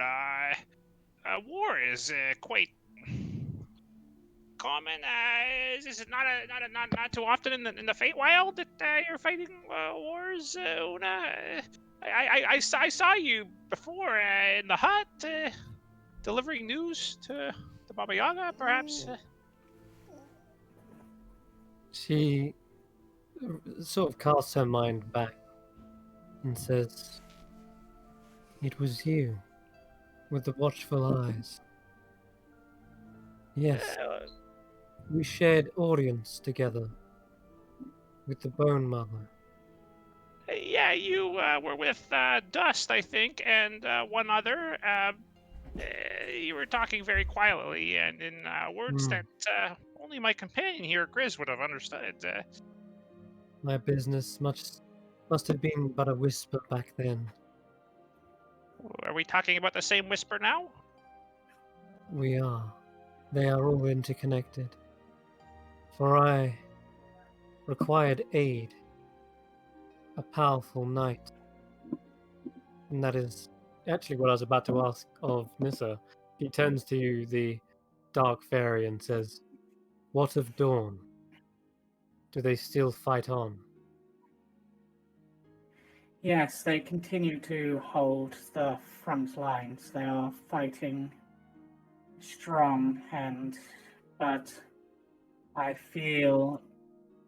No, I fear is probably a better word. No, feel. I'm going to go with feel. I feel that if what I suspect is true, and we don't cut off the head of the snake, then it may not be long before even Dawn is overwhelmed.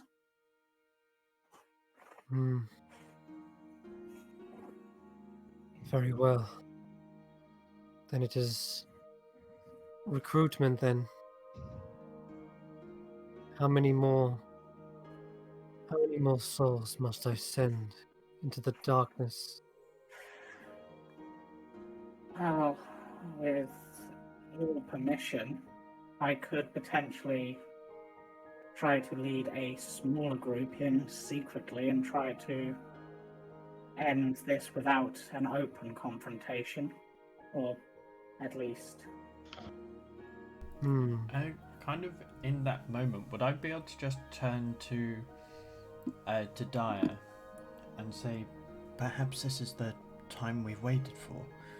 Maybe if we help Una, we might be able to be, well, within favor information. She might know more of this place and potentially of your people. I won't deny the thought had crossed my mind, but she's talking about a war, it seems like. Is that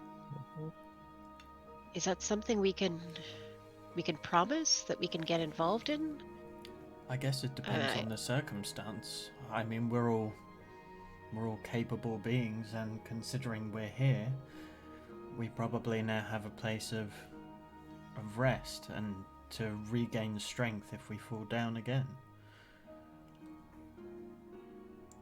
Perhaps. I just,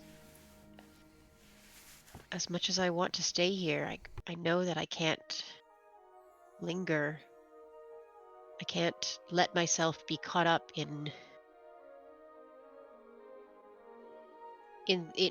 some bigger picture that I can't finish. This is a mission. Maybe we could help, a favor, but Then perhaps if we this had this the is faith a this is first. a yes. If I may, Do I overhear Tanner and Di, or are they super whispery? They're It's keeping- more in amongst us. Yeah. Okay, never mind then. Yeah. As in amongst our group. Okay. if I may, I'm not sure what this would involve, but perhaps this is our ticket home. A favor is exchanged, right? That's how the Fae do it, right? You do someone a favor and they owe you. You don't say thank you. You repay a favor. Like Resden's words, you enriched their land, you will have paid them something back, A favor. Very nice. or paid them forward.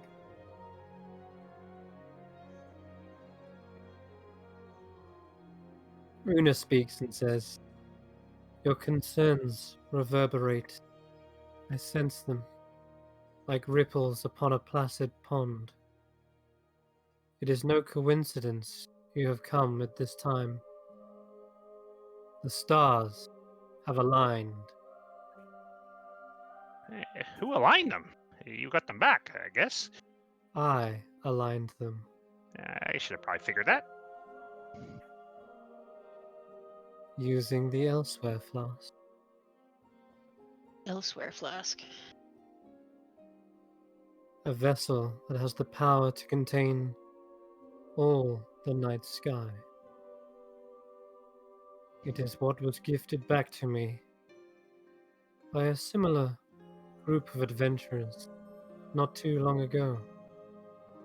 In fact, just yesterday. You have not come to take them back, I hope. Daya, No, we don't come for any flask. To be truthful, we just came seeking a way out of here, or perhaps to seek your wisdom and advice, see if we can offer some service in return.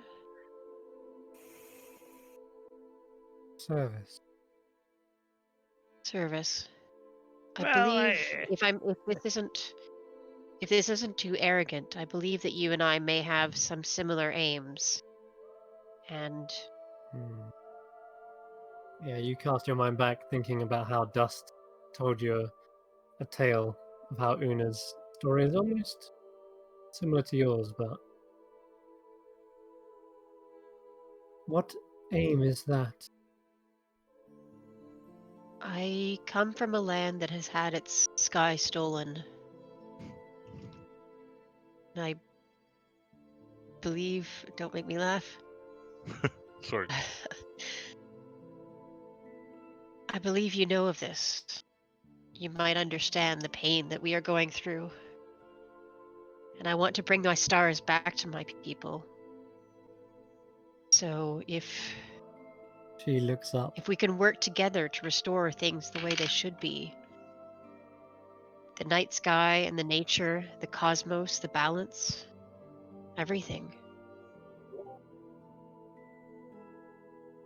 The Lerithian star. That is what you see? You know it? We do. It passes Do you- through. It passes through Elfland. It Stays here should be in for. the material plane. It's. We've been waiting for it, watching it for signs, and it disappeared. It is in the material plane. But it is also here.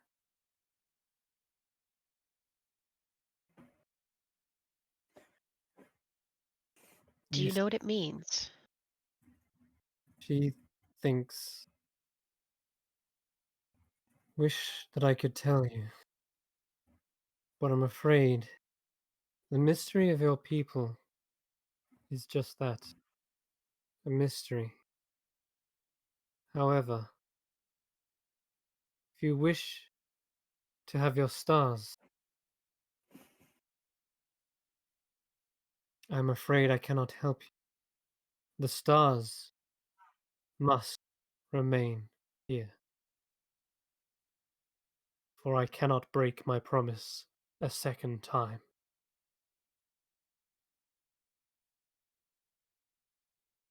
Is that how they were lost in the first place? She hangs her head, and that emotion of guilt that I mentioned at the start of entering here floods through you. I'm sorry that that happened to you, that you were forced into such a position. I wouldn't wish it on anybody. What are you seeking to do now with this war, End it. with the stars? The stars. Truly, The stars are in place so that the Lord of Bats may continue his eternal vigil. Without the stars, we have a weakness, and the Fomorians can rise to the surface. For they are cowards in the face of light. They fear the light. The stars are there, not just as a tactical means, but also as a promise to Nathian. And that is a pact a Fey cannot simply break. Not until his vigil is done. Not until this night. Not until he has fought through this night and lived.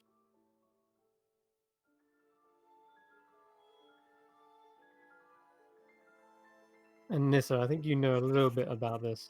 If you wanted to try and explain it in other terms, but Una seems to be a little bit overcome with emotion at this point, and she just floats up and slightly away. Yeah. Yes. She looks at her own for reflection for a moment or two in the pool. Deciding to sort of take the reins, and correct me if I'm wrong on any of this, Chris. Sure. The Lord of Black Bat watches. He will watch until his vigil ends, which will only end when the war ends. And unfortunately, that doesn't seem to be likely to happen. The Fomorians, if anything, grow a more dangerous threat. The stars are necessary to keep them at bay. If they were to be given up, I fear they may push harder and we may be overwhelmed.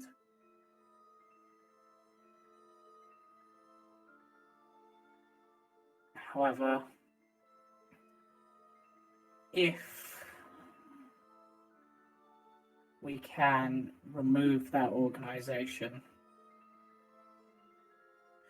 We may be able to drive them back, and that could potentially allow a window to open where perhaps the vigil could maybe not end, but be easier. Maybe. I don't know for certain. I don't know all the details, but I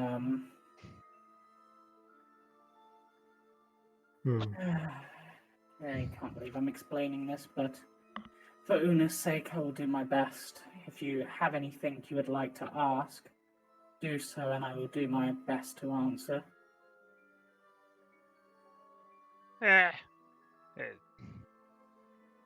Lord of Bats. What, army of bats? Bats are. I don't like bats. The is that a question or? It's whatever you want it to be. Don't worry. Dia.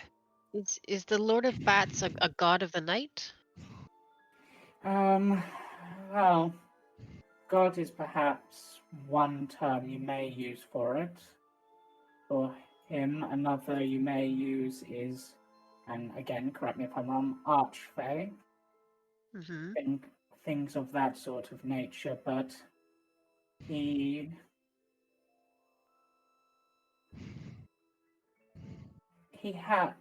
form he prefers to take, by my understanding, is the form of something very bat-like. A misunderstood soul. Bats are not evil symbols. I quite like bats, in fact, but I've heard of legends of bats that come in the night and suck your blood. Just any kind of Lord of Bats would definitely be a creature you'd want to not deal with. What? But here, things just don't make any sense to me. I don't know. With all due respect, Una, there's a lot of talking in riddles, and I'm a man with not much time. Dia too. She's very busy. If we get to the point of this, what's all this about? You seek the stars, and my hands are tied. I I seek cannot the simply stars. give them over. Not after. She seems to be a bit overwhelmed again. I've already broke my promise once. Yeah, you gave the stars away to the Baba Yaga. We know about this. That was very foolish, I must say, of you. Pardon me. Dia elbows him in the gut. And he Me gets his as well. swift Sort of backhand as well. glares at this comment. He is not wrong. For we thought we were trading light for light. We thought that if by hiring Dawn, we could bring daylight to the Feydark. The Feydark? That is the battleground in which we are fighting. So you traded the stars for Dawn, the Baba Yaga's right-hand servant. Dawn and Night, I think, is the other one. Is Dawn a fighter? What is Dawn? Dawn is a knight. Night is a night. Well, that makes no sense. Yeah, and Chris is getting confused by this. Like, wait, well, I thought you said it was day. How can it be night and day? No, she goes, no, that is the twilight night. Oh, okay. Dawn which is an one's that? angel of sorts, is he not? No, he is a bright soul, from what I understand. Baba Yaga knows more. She is the one powerful enough to wield it, or wield them. Why did Dawn fail to drive out the, what did you call them, these Fomorians? Who are these Fomorians? It is as Nissa has reported. Some force is pulling the strings. Something is rallying them, organizing them. The Fomorians until now have been oafs in combat, a strategic and military organization has been lackluster. But now they are mobilizing more intelligently. A good leader. Someone is definitely pulling their strings. I doubt that Someone they. new, you mean? And if Or we could someone remove who's that under the line. leadership, then Dawn may be able to be successful in ending this war. Well, It will not. Yes, it'll have to be a war won with a single stroke. The unseen blade is the deadliest.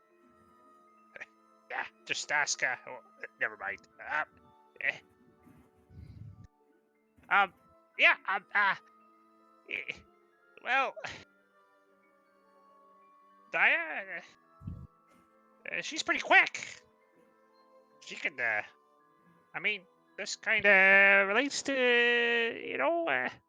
maybe get some answers, Daya, with the comment. With what did you call it? The Laurentian Star. Laurentian Star. The Lorethian Star. The beacon You- of You Corellum knew its name Lorethian. all along.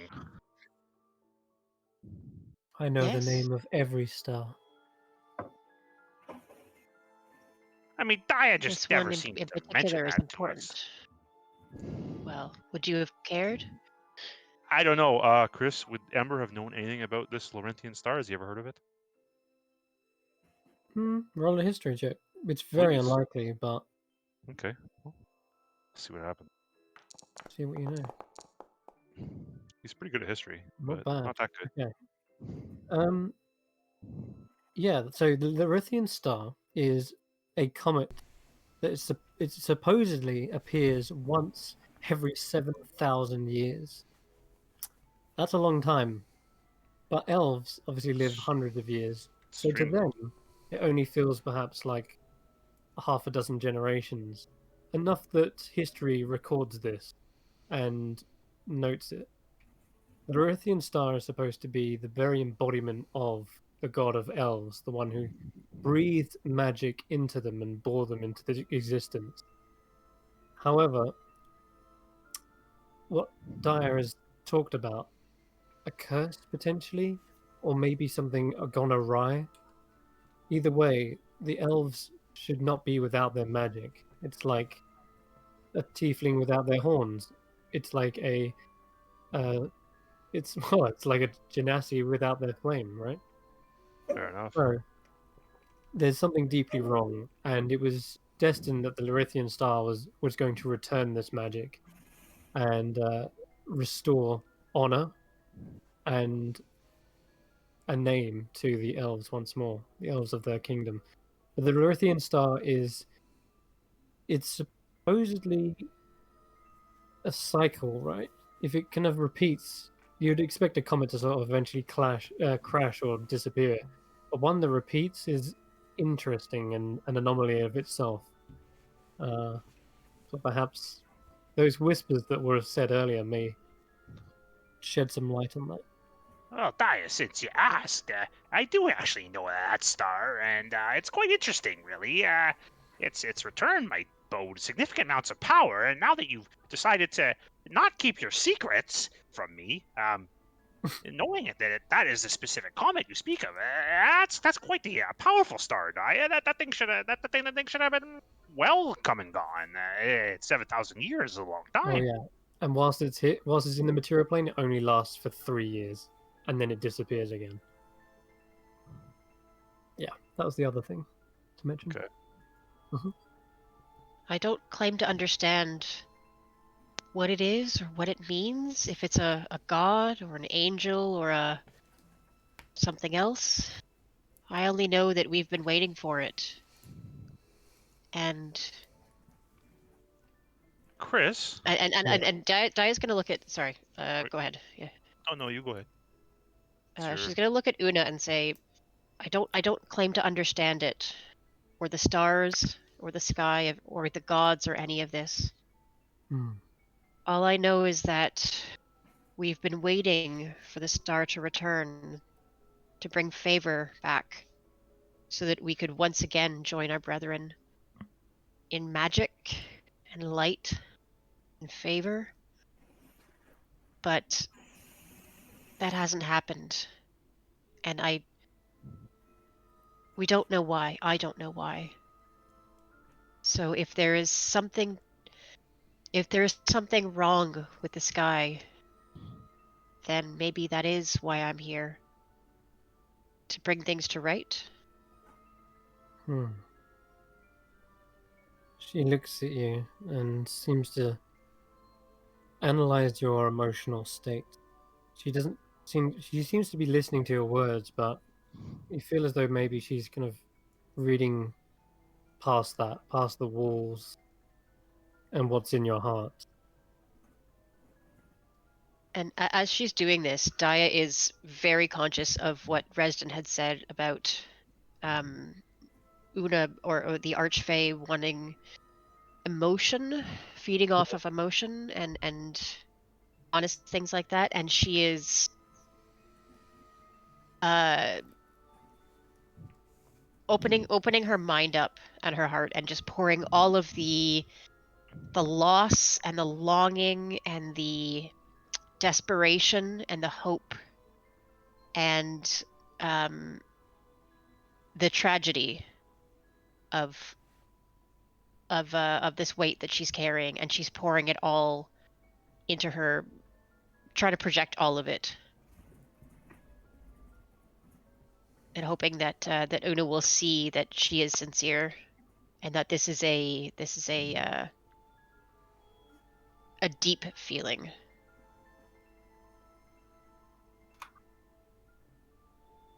Okay, she feels that kind of, again, that ripple of emotion.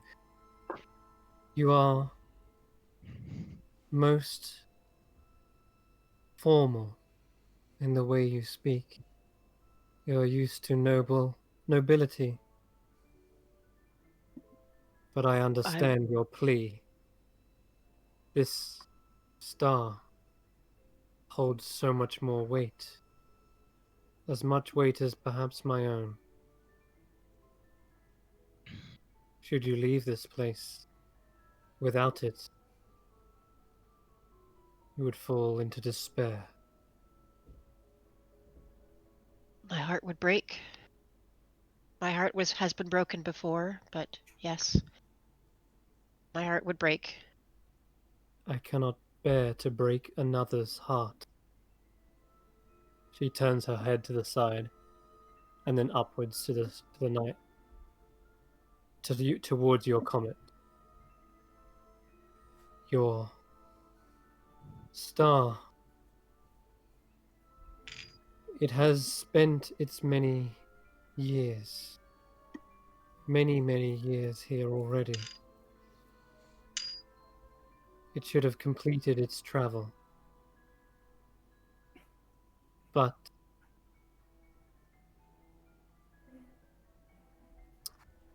it is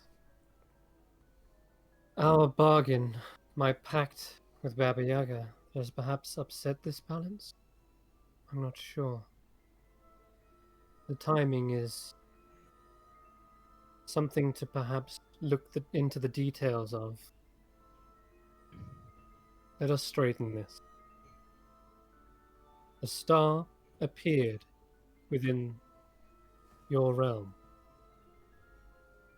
It did not produce the magic it was supposed to. It then disappeared again. Is that correct? Yes. From what I understand, all of the stars disappeared from my home. This one was the one we were waiting for, but we are elves. We are creatures of the natural world, and yes, when the stars disappeared, well, something is very wrong. I believe The stars disappeared from your realm, but I can assure you the stars disappeared from my realm, from Elfland. When did you witness the stars blink out? DM, when did that happen? The I have moment no you idea. the moment you entered into the Gloom Glen, the moment you Mm. encountered those satyr and that Yeah. clearing in the canopy, you stared up and witnessed as only the moon shone down. Hmm. Okay, so I'll tell her this. I said, to be honest, I expected the comet to blaze for 3 years, and it wasn't until we were in the Gloom Glen and the home seeking out the witch that I noticed that the scars had gone. I didn't even see it at first because the trees were canopying the sky. We saw the moon, but it wasn't until we came upon a clearing that I realized what was wrong. Then, my noble monk, what you witnessed was the Feywild stars. For Baba Yaga's domain overlaps the Feywild and the material. It is purposefully there. To what end, not even I know. But she rests her house upon the ley line, on the hedge. What you witnessed, if you came across my own kind, was the Feywild's night sky, not your own. I suppose the only way to confirm this would be to travel back to the material plane and see if the star still burns bright there. But I assure you, Elfland and the material both have their own set of stars. I traded mine for dawn.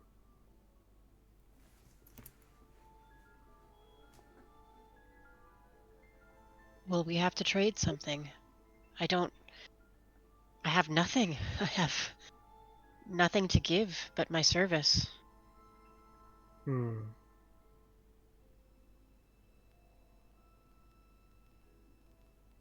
service is more than enough. Should you complete Nissa's mission, as she put it, cut the head off this snake, have the Fomorians return back to their rabbling, oaf-like nature. Then we can mount an offense that drives them back to whence they came, back into the deep of the Feydark.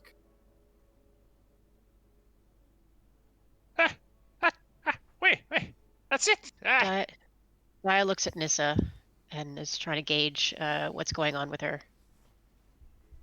Nissa Can I do an just insight check to see how's... Yeah. Yeah. Nissa's gonna be just look at Una for the time being. Yeah.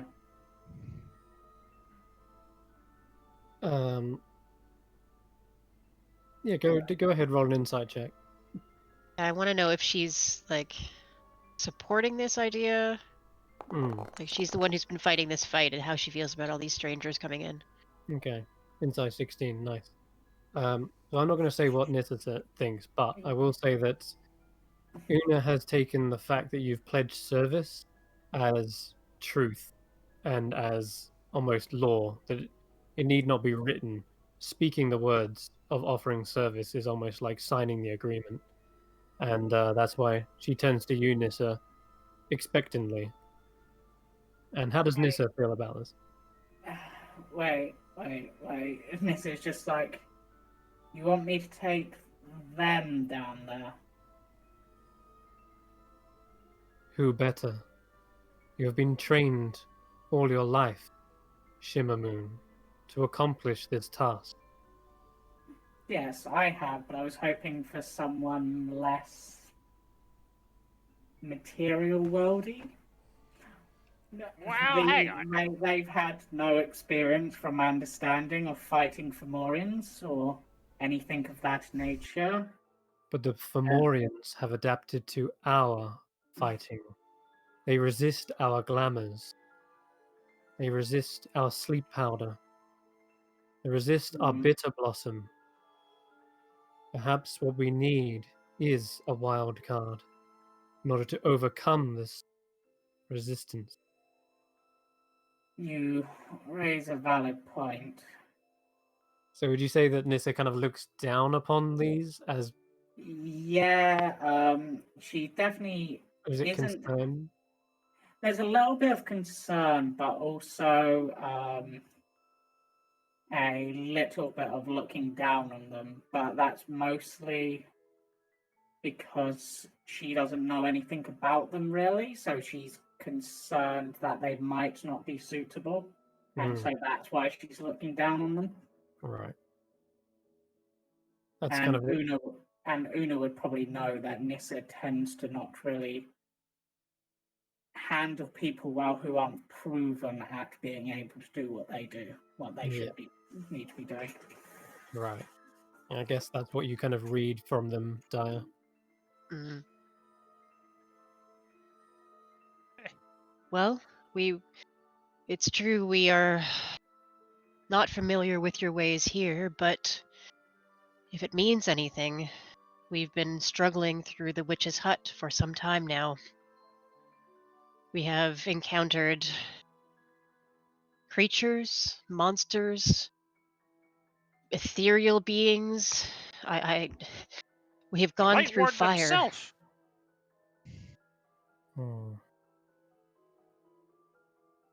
We are not. We are new to this land, perhaps, but not entirely useless. Nissa looks at Una once and goes, "Well, if it is what Una wishes and has been agreed, then I will do my best, but I make no promises you'll come back alive, but And we I'll will do do my our best best. to make We will do our best to make sure that you do. Well, I promise that I will be coming back alive, and I will kind of pull up my left hand and kind of Beyonce style flick my ring. Give a little smile at Nissa. Know that you fight for the well-being of all Fae, and for the honor and the chance to reclaim magic to Daya's people. This is no simple jaunt through the woods. The terrors and horrors you will witness down there, only Nissa can account for. I would probably explain the dark wings, not colorful like the rest of these fairies here. Nissa, I've done a bit of fighting, I guess. You could say My that. friends, you do not have to come with me. This is a perilous journey. Well, Daya, I just kind of realized something. Actually, I kind of do. I have to do this. I know now why. It all makes sense, Daya. It all makes sense. My gift. It hasn't been right. It hasn't been right for a couple of years now. My inheritance. It's mine, Daya, and this is messing with it. I think Ember's finally realised that he was born to serve you, Di. No, damn it, Tanner. That's Sweet. touching, Ember. That's really touching. No, it's mine, and anyone who wants to toy with it is gonna face my wrath. What are you saying? Well, I inherited greatness. I inherited the flame from my ancestors, and Right. the last while, unbeknownst amount of time, but say a year or two, sometimes I choose to use my gift, and it gets warped and changed. For example, we were fighting the giant Fimbog. Our attempt to thwart him, which we succeeded in, of course. I cast a spell, and it turned me into a fucking plant. I don't want to be a plant. Not like these creatures. They're plants. I'm not a plant. Unlike when you summoned a unicorn. Yeah, when I summoned. Yeah, exactly. What's that got to do with all this? I don't know. I just think that my inheritance, these surges, and the loss of the comet, or the comet brings magic, right? So maybe it's bringing some kind of, I don't know, something's wrong with the weave. These emotions I can feel sometimes. The intense heat. I like it. It brings power. It brings pride, and but it also something's up, Grizz. Something's wrong. Gaia, I think I have to go with you. I think I will be joining you on this one, Gaia. If you'll have me. Of course. Of course. I don't know. I hadn't considered that that the things hadn't at going all, wrong with Gaia. you were maybe that there's something wrong everywhere.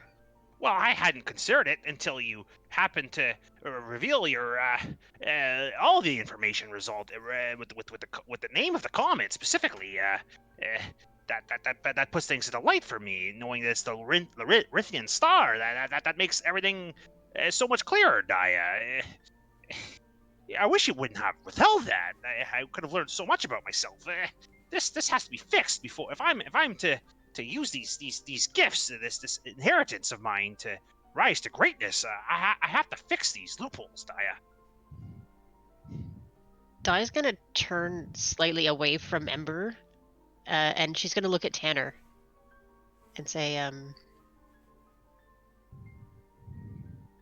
do you think that Raziel could... Is his loss related to this? The change in the stars, the unweaving? Things are out of order. Maybe this...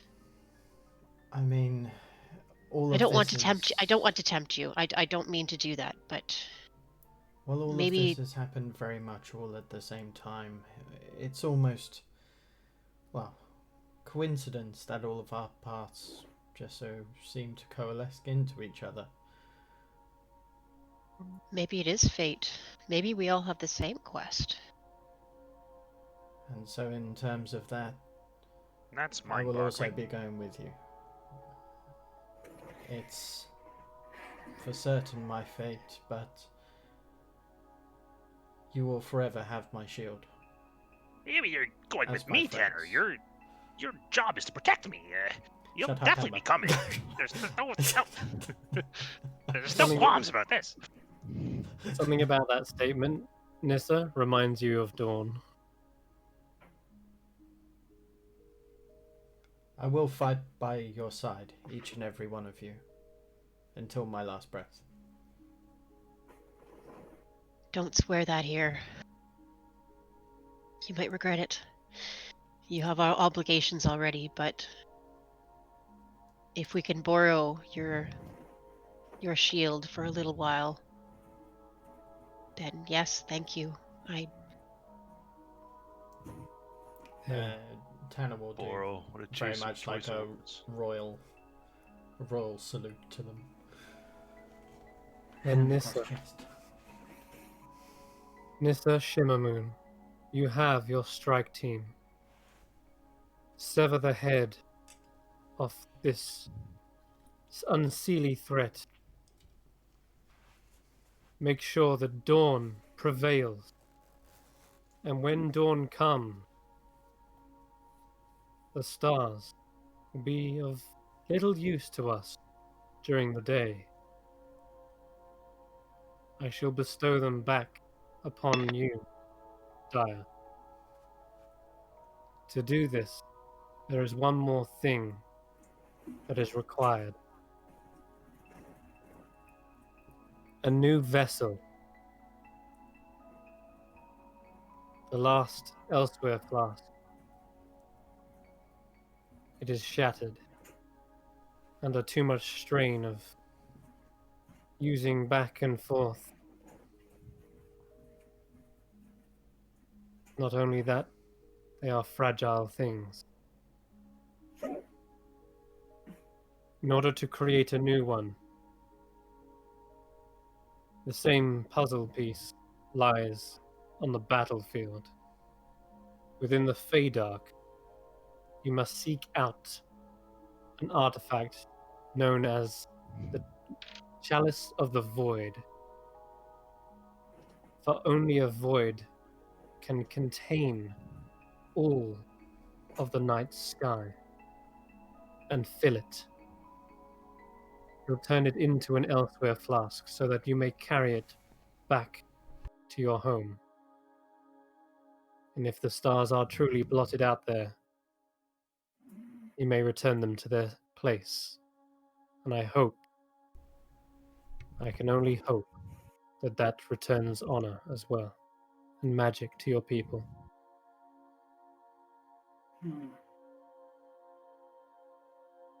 Freedom to yours. She's gonna bow quite deeply to Una. We both fight for our people fiercely. I understand the weight of being a destined individual. But know that the Fae do not believe in necessary fates. We have no interest in prophecy or divination. We live each moment from moment to moment. Be in the present, Dire. Do not stress about the future. Focus on your task at hand, and I'm sure you shall aid Nissa in this to be a blade or a fist in the dark where it is needed. And with that, I think we'll call for a break. Given that it's a bit late, we want to call for a break anyway because Yeah, that's all cool. it's a good place. I need Awesome. another beer. This has been incredible. Okay. Cool. We shall Yeah. return in a few moments and perhaps embark on this quest into the Feydark. The New Feydark. quest. New quest. Feydark sounds bad. It sounds bad. It sounds bad. I just assume Grizz is in agreement. Grizz is I was made for war. Oh, Give me something to kill. This is my jam. All right. Right. We will Cool. be I'm right gonna back. steal lots of jam. Trust me. James, you're here. Yep. Oh my gosh, that's so Yep, exciting. I'm here. Okay, right, we'll be right back.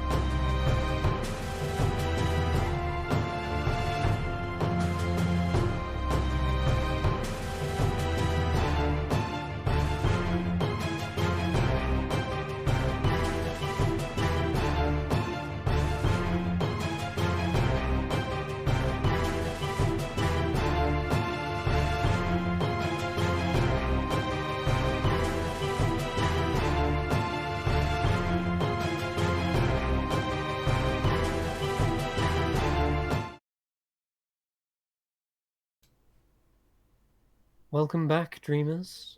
We are finally awake and ready to go back into the Feywild. So, and now into the Fey Dark, because a quest has been founded and a fellowship formed. Nisso will lead this daring strike team of adventurers into the depths to end this threat once and for all.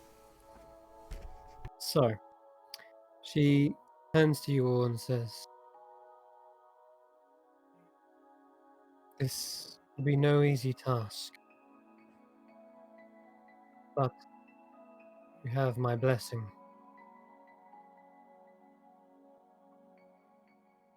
We shall both aid both our people and yours, Dire."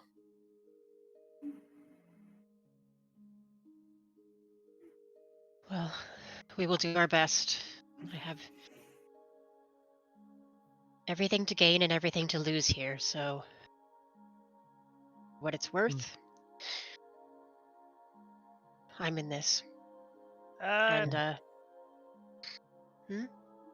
Dust had some. You drank the water, right? You feel a bit better. Do we have any of that kicking around? Perhaps in case one of these Fomorians. The good juice, yes. The good juice. The top, Not Grizz's damn berries, but the top shelf stuff. something more. She lowers down into the surface of the water, and that ripple begins sort of emerging from her once again. Not that bright. That's better. So she says, "You may drink of this water, but it is highly infused with Fey magic. I have." I mean, if we need to activate it, if you have a piano around here, I'd be more than happy to attempt. The emotion of your unity and determination has been more than enough to suffuse this. I'll take some of that water. You never know what might need it. If I may. And I'll try to step forward, but I can't seem to move my character. Whatever. This attempted token collides with at least one wall. Sure, yeah, perfect. I'll step forward. One of my infused wineskins, and I'll fill it with some of the water and cork it. Put it back I'll on take my. some for the journey. Put it back on my poncho. Why is there a wall there? Let's get rid of that. And I'm gonna Here's add a that token. in. Water skin filled with Fey water infused by my friends. Yeah, brilliant. Yeah, add something like that to my inventory. There's a wall there for some reason. Anyway, you can still see all the artwork and stuff. Go, my scion. Lead them to victory. Just quickly before I go, am I also accompanying them to the Chalice of the Void, assuming they survive? You can do either or first. But I have to accompany them to it. We'll see Just how. checking that part of the order. Yeah, I would count that as part of the order. There you go. All right. Go. Make it so. Right. Well, it was good to see you again, Una. And as for you, I should probably know your names. Introduce yourselves, I guess, and tell me what you're capable of if I'm going to be leading you into battle. should we perhaps go and get some refreshments while we introduce ourselves? That would be fine. In Yeah. fact, I think Resden That sounds like a good idea. Resden's actually waiting down at a bar? Question mark or whatever it called it. Right click the item. Lounge? There. Reston. Edit item. Thank you.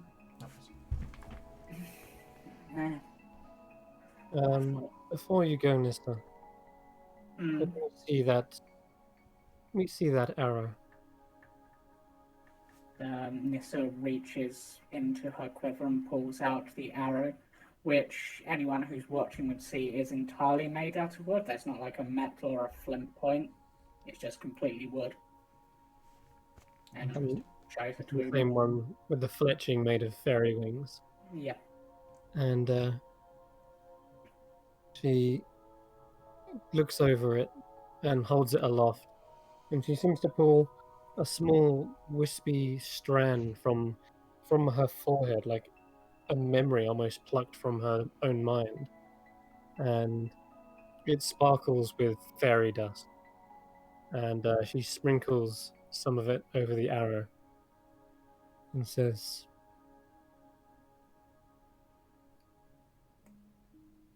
"You have earned my grace. I will grant you one of my favored subjects, a dream from my own guarded heart." And she hands you back the arrow. I am honored. Then, and she begins to shrink down, even as you say that, kind of gets smaller and smaller. And as she goes smaller, you see the tree begin to grow up larger and larger. And as she shrinks, this abundant, beautiful kind of lotus, this tree which has got petals instead of leaves, sprouts back into place. And you still hear her voice saying, "I must remain here. Keeping appearances is important for the emotions of my people. Guard the Fomorians against rallying. If they were to fall into discord and panic, that would be a weakness that could be exploited by them. I must continue the illusion of truth." Very well. We will make haste. All right. And with that, we'll drag you back down to the Glen Elendra. As soon as we've had a fucking drink. Yeah. All right. You head down into the boughs of this tree, and there are plenty of places to drink. You see the Resden kind of calls you over, probably, if anything. He's like, "There you are. Been some time. Hello. You were up there for a while. You come to an Well, arrangement." We think so. How's the food down here? Well, as usual, Blug doesn't give anything over for free, do you?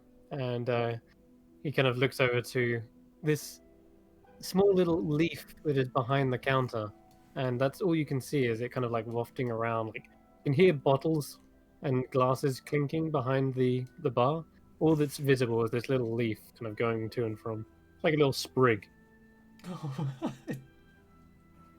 It's like Baby Groot. Yeah, maybe. Can't see what's behind there. Oh. And then suddenly he hops up onto the counter. "No! Hello! Yeah. Blug. Pleasure. What are we drinking? And what are you giving? What are you paying with?" That's actually a good point. Resden or Nissa, I don't suppose you know the currency here? Well, it can be almost anything here. A story, a poem, a lock of hair, something, a memory. It's all sorts, basically. Advice? A drop of blood. A secret. A lover's first kiss. Advice? A I don't know. strawberry. I suppose it depends on the advice. Hey, Or a you're tip? taking strawberries now? Yes, we are. Such delicious little ingredients. Keep that in mind.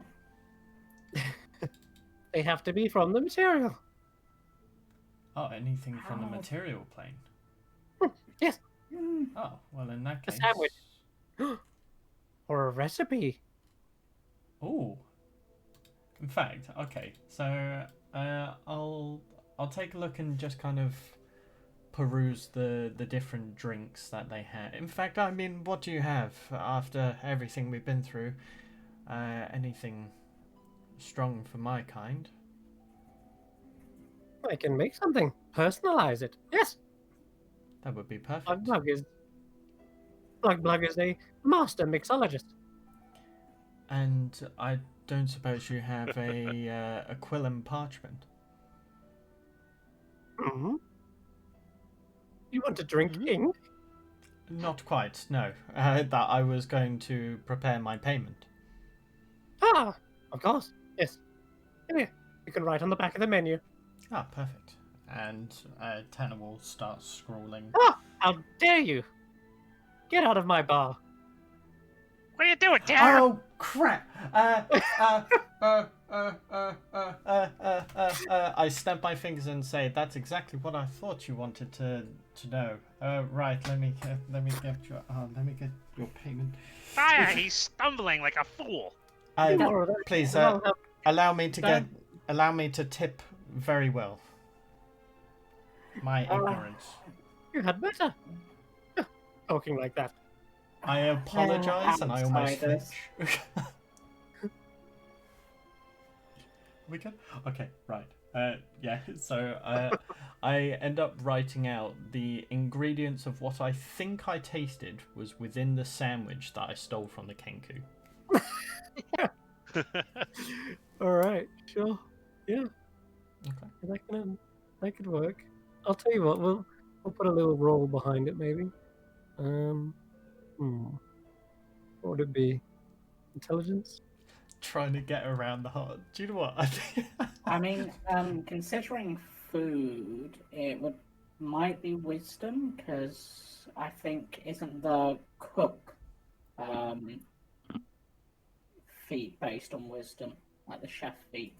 This is the little fella, by the way. Sorry, interrupting. Oh yeah. Yeah, he's a little twiggy, kind of small creature here. He looks terrifying. He is. Well, Tanner's busy screwing everything up. If you don't mind just getting me a nice desert rum of sorts. A nice sweet rum. Rum coming right up. Perfect. See, Tanner, it's that easy. It's Yes, I can see you're good with your P's and Q's.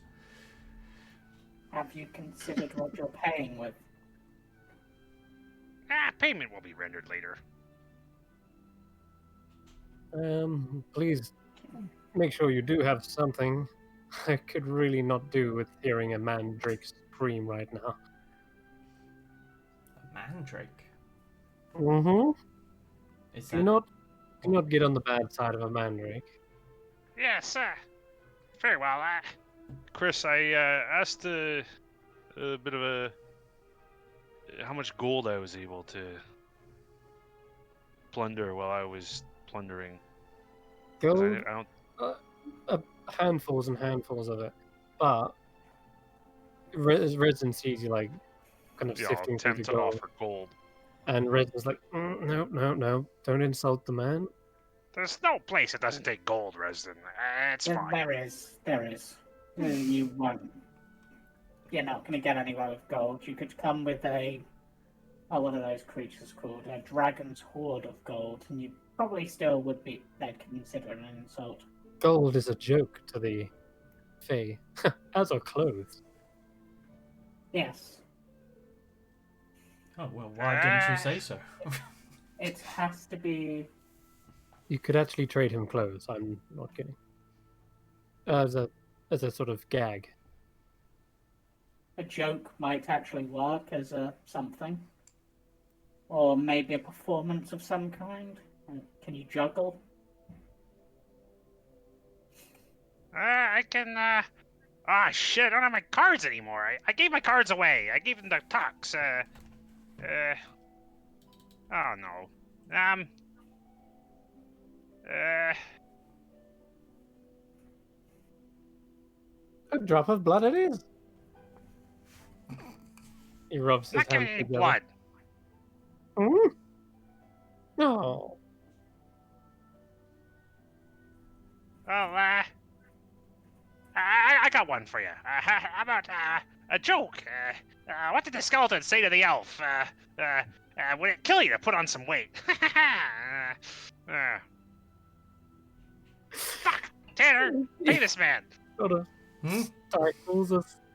Oh no. Meh. That's enough to get you a shot, maybe. But of Enough. course-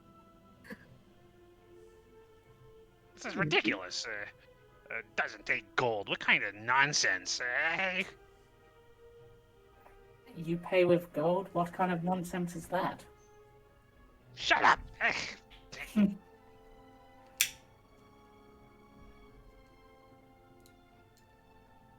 What else do you have on your person? That might be. Me? Yeah. You could do. I've got the not much. I'm not the best at keeping track of my inventory. I What about have that a fancy ring I have a of yours? doomsday cookie. Off from the doomsday cookie. Oh my god. Yeah. Okay. He says. I got this That's here, not going to have eh? any consequences at all. I got this cookie here. Is it one that hasn't been eaten? I thought everyone ate theirs, right? Oh, No. right. So Did all we? future No, I doomsday- thought. How I does thought this- it was.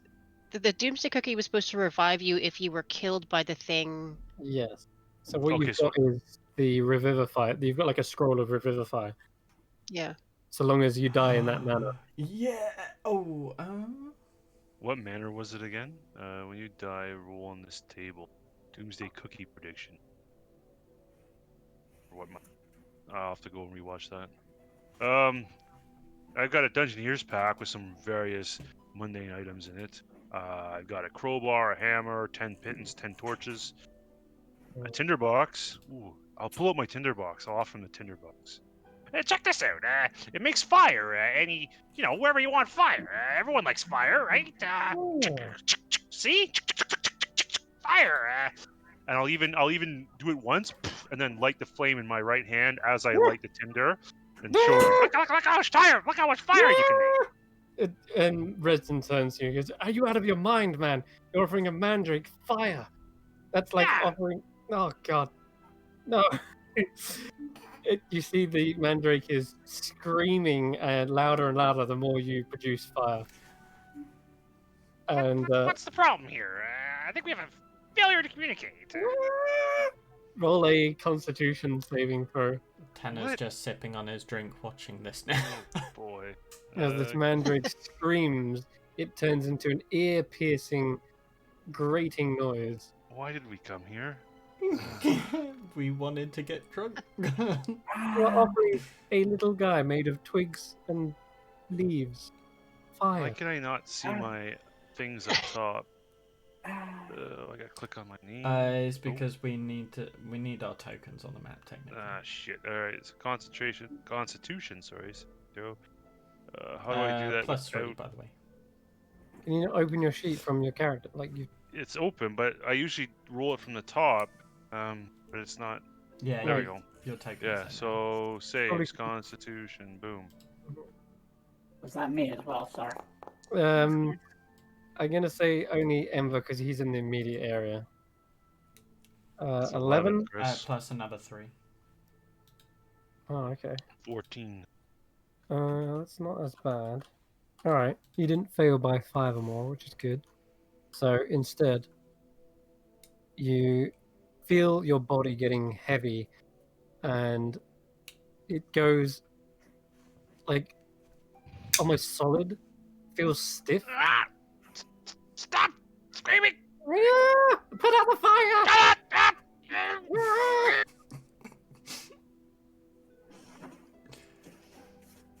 Yeah. Oh god, where's the mandrake? There it is. Oh boy, it's gonna be the screen. I just want my rum! You nearly set me on fire! No, I did not! Can I use Druidcraft to put out any remaining fire?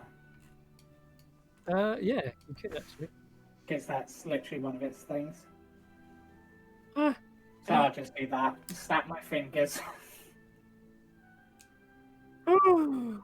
Now you see the foolishness of your ways. If we could just pay with gold, no one would have got burnt.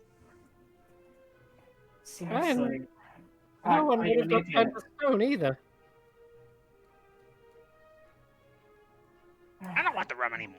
This bar sucks. You look down as you perhaps go to get up, Ember, you see the bottom half of your body is turned to stone. Oh. Jeez. That's off, right? He scared me. It was his own fault. True. True. Huh.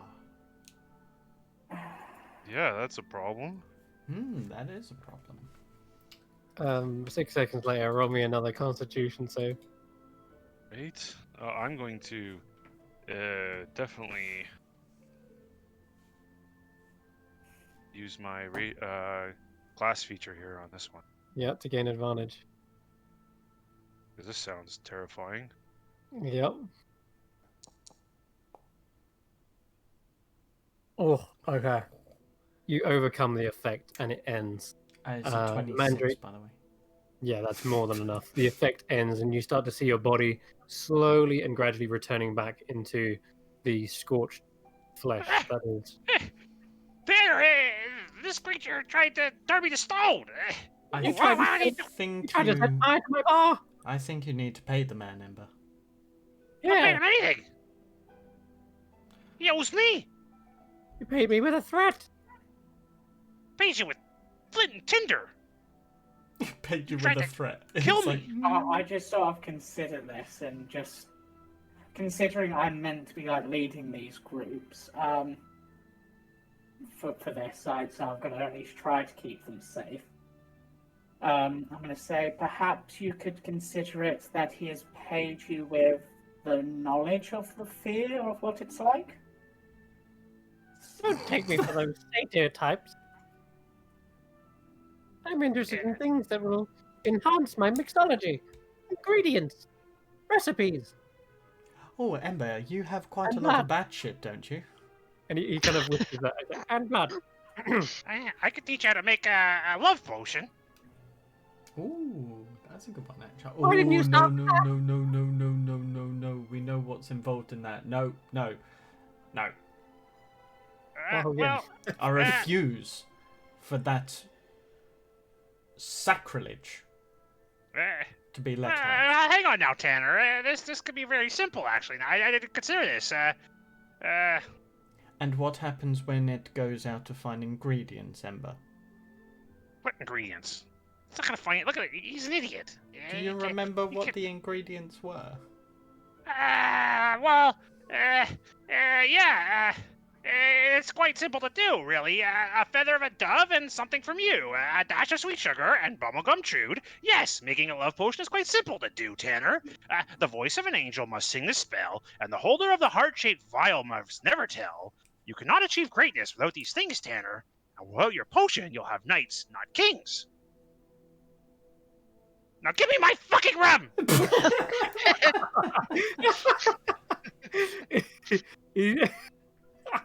He slides across almost in an instant, as if this song had been inspiring him, this poem, all the while. And yes, you have been given a large tankard of rum. That caught me Ember so off guard. Kind of not too far from his companions, but with a frustrated face, just sits down and enjoys a sip.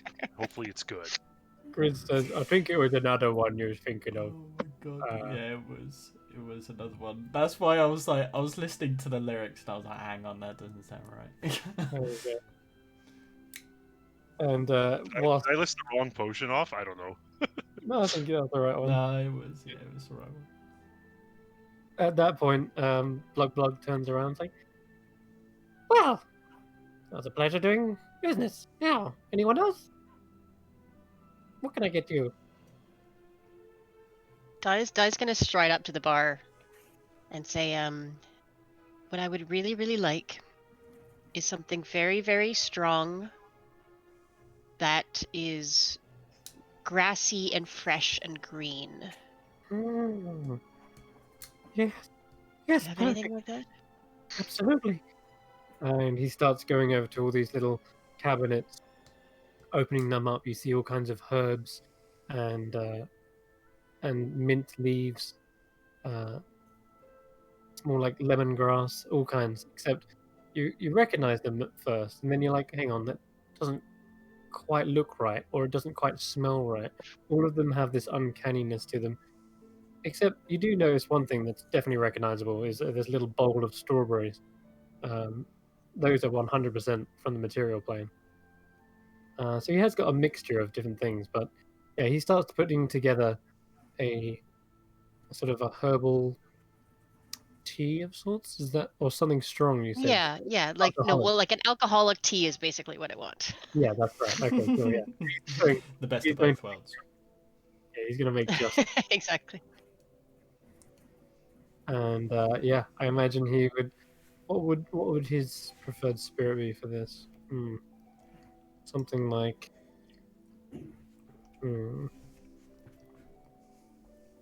The ancient spirit of an elk. I mean, gonna go with they make. I think they use whiskey and teas. Yeah, whiskey tea. I've actually got Yeah. some whiskey right now. Let's do that then. Yeah, it sounds like gonna pour something like fiery in there. Yeah. Not fiery as in like actual fire, but like it's gonna be spicy for sure. Awesome. Spiced rum, strong. This herbal aftertaste that feels like it's actually doing more invigorating and less poisoning. And yeah, he hands it to you, and the smell in the aroma kind of shifts, and it conjures images of fields of green Mm-hmm. and Like yeah. and deep forest.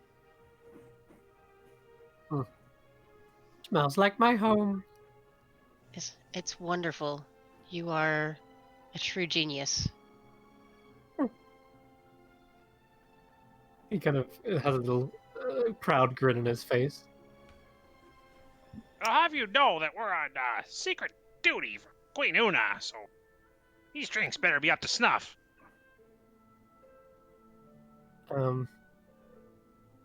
And in return, may I offer, and I'm going to take one of the napkins that he's got behind the bar, and I'm going to fold it into a swan shape.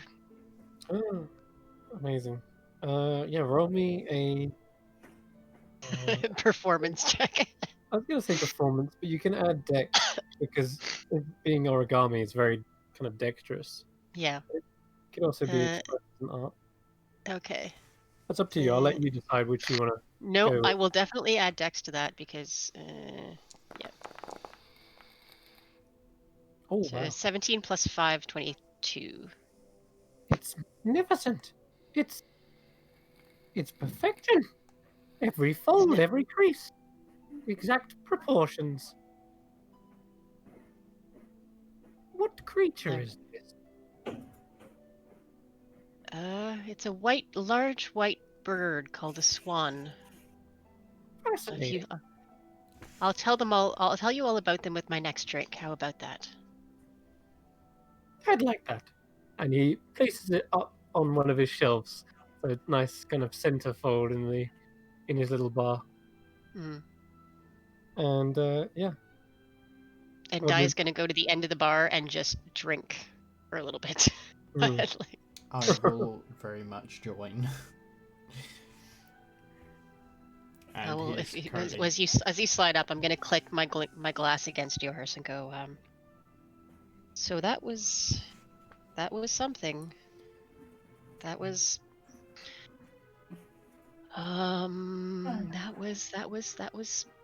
something. Get yourself a drink, Well, Chris. At least this is the first time where we've actually gotten an answer. So we can at least be grateful for that. I'd like a beer, please. Oh no. With an umbrella in it. I can pay with Did a you see secret. a beer with an umbrella in it? And he goes, I'll do one better. How about an umbrella full of beer? Ooh. I used to get a lot in an umbrella. like upside down, right? He's like, yes, of course. Yeah, do me up. And Jesus Christ. Where's Marcus? he's gonna get something out to pay him. But yeah, you continue. I'll give you my bed. It's nice, it's warm, it's cozy. I was going to say, there's two ways that could be taken, Grizz. Or I've got these mushrooms. You like ingredient? Wonder mushroom? Yes. Yes, I'll take one of those. Oh, you can have two if you want. Yeah, they're kind of just on my sheet. Just gotta get rid of them. All right, here we go. He comes over with literally like a handle in the middle of this massive, wide-brimmed umbrella. It's like when you go to the weird tiki bars and they just have the weird cocktail glasses that are just of weird and wild shapes. Yeah, like so they have like bowls, don't they? Yeah. Like fish bowls. Yeah, that's what he's got. He's basically got like a fish bowl of beer. It's good stuff. Oh, that sorted me right out. How are you feeling, Di?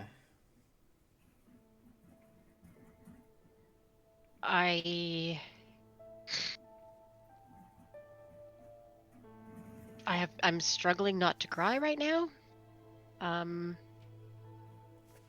This is the best and scariest thing that's happened to me in a year.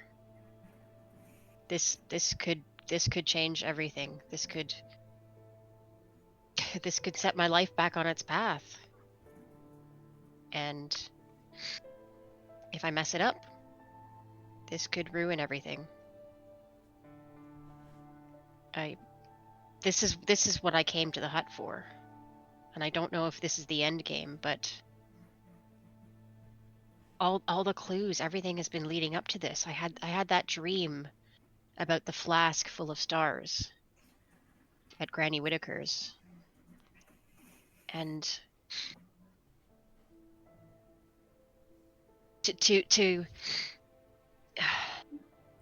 I don't know if this will make sense to you, but when you know that something is wrong and you don't know why and you can't, nothing makes sense anymore, and then you finally find out that there's a reason for it, that you weren't imagining things, that there is a knot that can be untangled.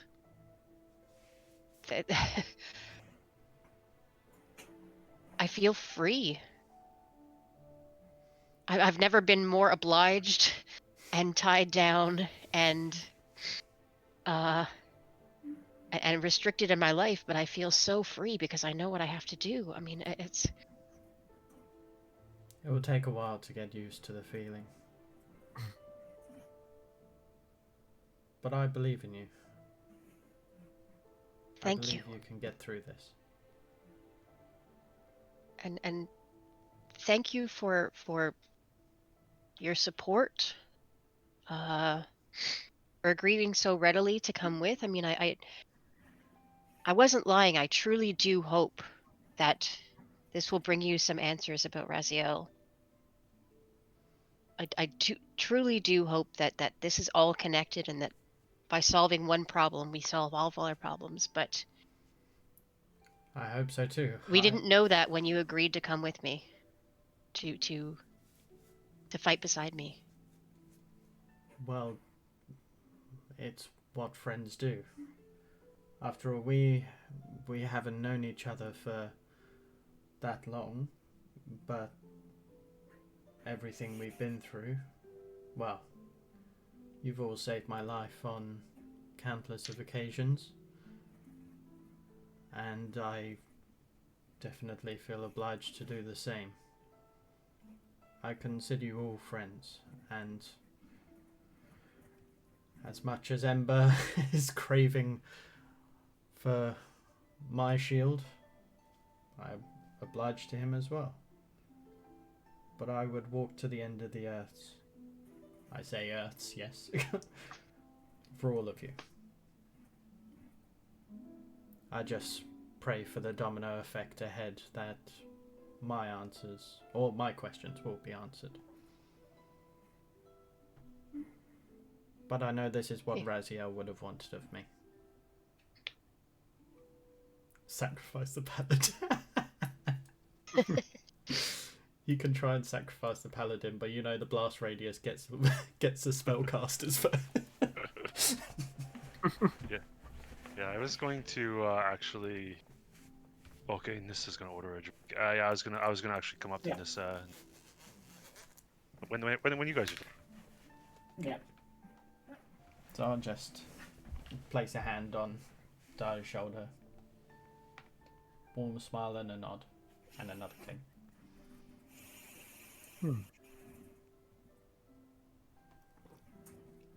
To the never-ending Daya's going side to- quests. She's going to lean her head on his shoulder for just a little bit, just kind of a little pressure of affection, and then she's going to drink the rest of her drink and cross her arms and bury her head on the bar, and just take it all in.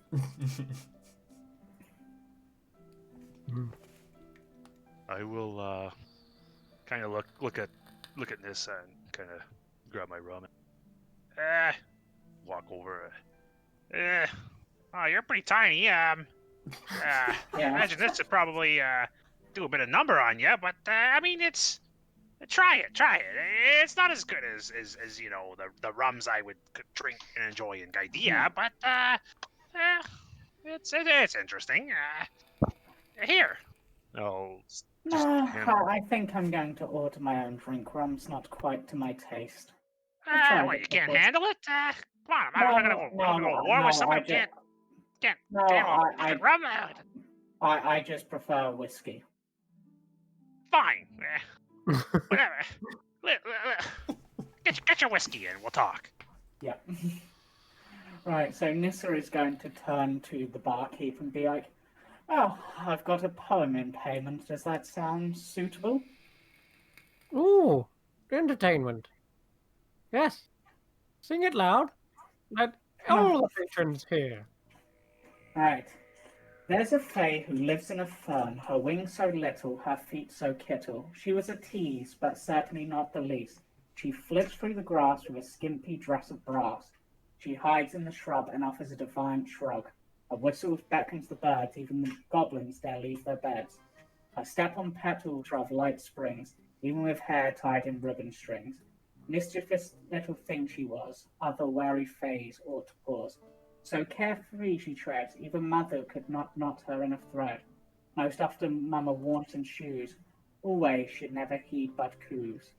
One moonful night when she forgot her plight, into the sky warily she soars, and ends up torn in the bellies of owls. With all her strength did she beat, but the night birds had had their bits. A mournful dirge for a fay no bigger than a wasp, but who ends up dying with a gasp. Everyone, you see, the group has been entranced by this. The not your group, but all of the patrons, and they seem to just be raising their glasses, almost as if you're singing some sort of national anthem to them. It definitely is one filled with fey imagery, so it touches the souls of a few here, and Blug is delighted, but he's holding back. He's like, oh, I had to stifle a scream of delight. That is. No more screaming. Yeah, so I'll have some. I'll have some Nightfare whiskey. Burn this whole bar down. I'll have a JD and Coke. I'll order some Nightfare whiskey. Oh my god! Every Weatherspoons ever. Coming right up. It delivers this amazing, fanciful and mystical poem, and then he's like, "Yeah, JD, yeah, I'll have a Stella." So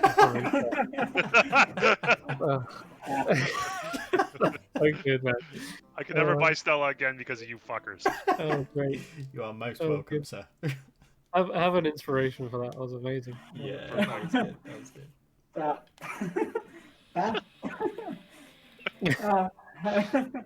So it seemed, yeah. They pass you your desired drink. It is Yeah. strong. It will knock you out if you drink this all in one go. But it's the strong Yeah. stuff you probably need Yeah. before you go into this tremendous task. Right. So, want a bit? I imagine it's fairly a bit stronger than your rum. Unlikely, but sure, I'll let me try a bit of that. I take just a little bit of a swig. Nothing Okay. Yeah, roll a con save. can do. Gonna pour myself another whiskey.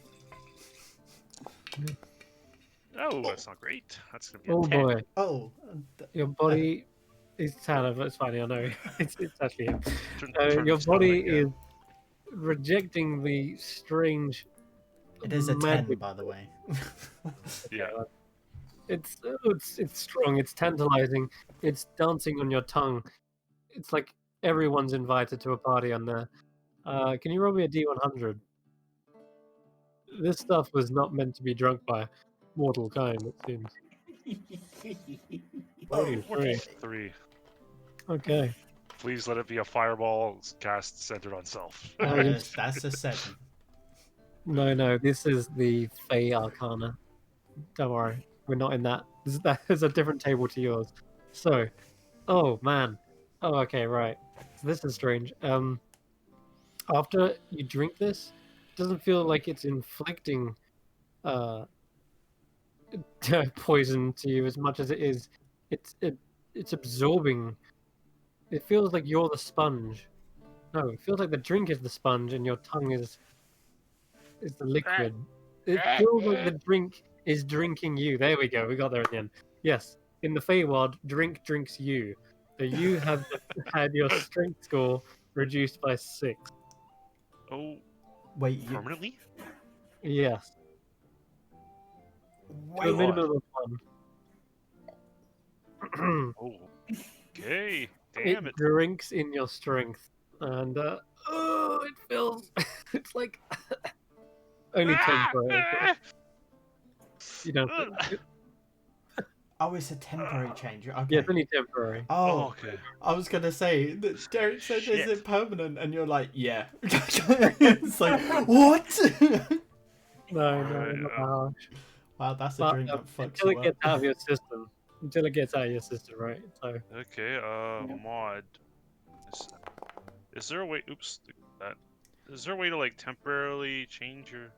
I wouldn't worry about it. By the time you get on this quest, I think it will be gone, right? So Like, you guys see Ember just look absolutely lethargic, and he's struggling to even hold up his backpack that he's carrying around, and his quarterstaff. He drops it. Oh, what's that? Tarek, you carry that for me. Oh shit! Can Ember, only carry 60 pounds. what's wrong with him? It's he's really had too much heavy. to drink. Looks weaker than me. I just wanted to talk. Ember, your you backpack's poisoned me. falling out your bag again. Poisoned. Yes, I just wanted to ask how to get there. Nissa is just taking a drink of the rest. Just like. So, what was that? You wanted to talk about something. I'm really tired.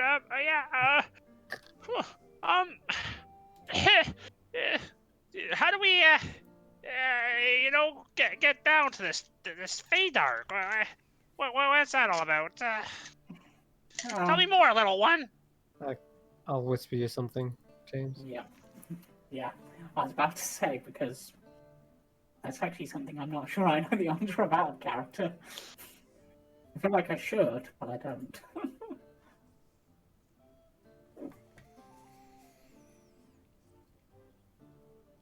Yeah. There you go. Yes, you must follow the tears of echoes back to their source. Tears of echoes. It's very similar, I guess, to. Well, if you follow Pain, I think. You get to the Wild Hunt Lodge. Tears of Echoes. Don't worry, So I'll be someone has to leading the line. cry. Someone has to cry, and then the sound, we follow the sound, I guess, maybe. That's echoes of tears. Tears of echoes is a different thing. Hmm. Oh, it's much more... Don't worry, I'll be leading the way anyway, but... What did you do to me? I can't even carry my staff. It seems that the veil of the night has come over your body and you're not quite able to take it. Sorry, I forgot you.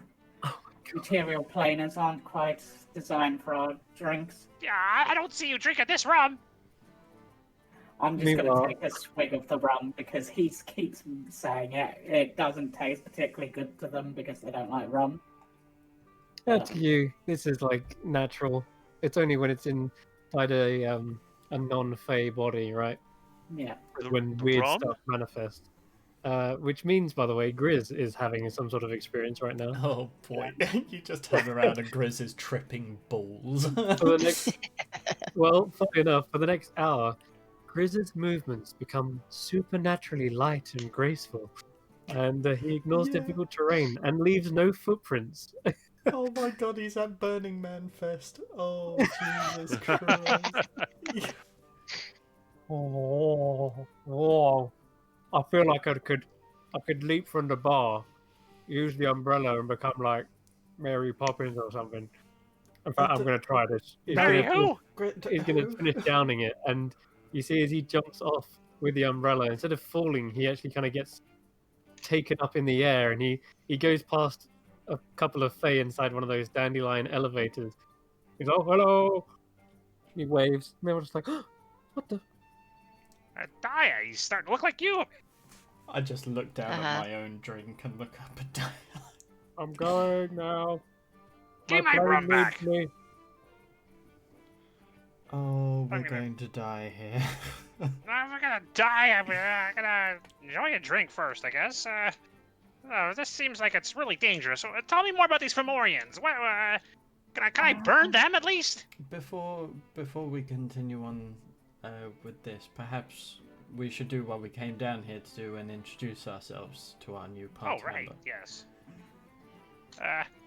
Well, you're awfully rude, but I guess I'll give you a little bit. I'm Ember Cinderborn of House Sonatus. Well, not much else to really say about that. A Gaidian family of renown and glamour and power. You'll know the name soon enough. Maybe. If you say so. On the contrary, I'd say Nissa is a very polite individual. I've never I- once heard them say thank you. True. True. And Yeah. I'll stand up and just give a small bow, saying, I am Tanelin Wildfire, Paladin of Raziel. It's a pleasure to meet you. Well, Considering the events that have happened prior to this, Chris, Yeah. would I have any real knowledge of Raziel? Or any of the... Because I know I've come back from the Fade Up, but would I have had any knowledge of the events that happened, if that makes sense? some, yes, but that wasn't something you were directly involved in, so Yeah. only what you've heard from other fairies, and fairies like to talk. So word did get around of what was happening topside, but you've just been dealing with more important matters. So, for example, would I be aware of a certain character and their relation to them, at least? Maybe in that vague rumour sort of way. Yeah, in passing, yeah. Yes, I'm pretty sure that there were some angels around here that had some sort of relation to that at one point. To Raziel, I mean, but... could just be gossip, but... It's nice to meet you, I guess, at least. Just sort of looks over you. You look like you can at least handle yourself in a fight. Very much so. And despite your name, I'm assuming you're not going to try to burn down the bar. Not at all. It's family name. Excellent. Yes. So that's two of you. What about one of you sort of ran off and is Yeah, he drifts by with his umbrella, and as he does, he kind of turns and spins. Like, oh, I'm Grizz, by the way. Whee! okay. Is he normally like that, or is he just really not able to handle his drink? I feel so light. This is kind of normal for him. He eats these berries, and they really. I think honestly, he's a golem. He's made by some wizard or something. This Dr. Garulf, a mischievous alchemist of sorts, but works on well, people like Grizz.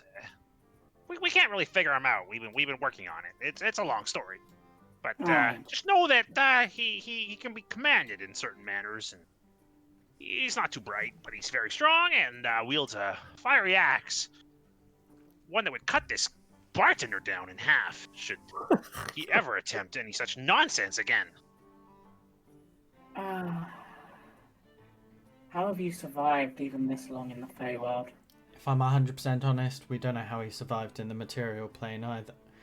Sorry, that was very rude of me. I think this drink is getting to me already. Tanner, what the? I don't know, I What? like it. Anyway, I suppose that leaves the most important of you, as you're the one who made this bargain.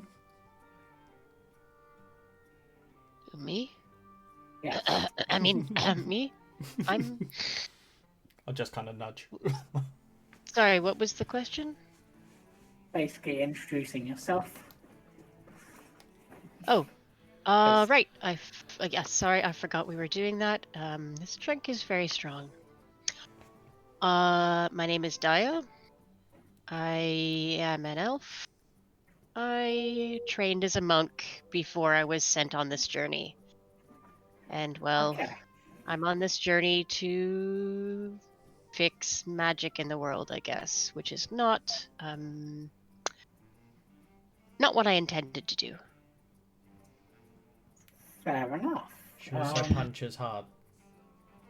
Yes, Yeah, so what I don't have magic or spells but I can punch hard and I have a stick that I can hit people with. Her So you've got moves are punch stunning. hard, burn stuff, I know where. dances, and has a big axe, so cut stuff. What do you bring to the table, Tanner? He just kind of turns around and just cling cling on the huge onyx shield on his back. This shield is literally like a door. Okay, so that makes you like the shield of the group, the protector. Correct. That makes sense, I suppose. One day, He's definitely the perhaps protector. He saved my life just this morning. mine on 2 occasions. I do my best. Well, as you haven't guessed, I shoot things, and I'm very good in the dark. And in most terrains, but mostly in the dark. Guess something called the Fey Dark is probably has everything around here quite Yeah. literally. Fey Yeah. Dark. It will be very What- hard to see anything. I imagine. Yeah. Would Nissa be aware of that relation to the material plane? Like between the Fey Dark and... The Feydark being the Underdark version of. Yeah.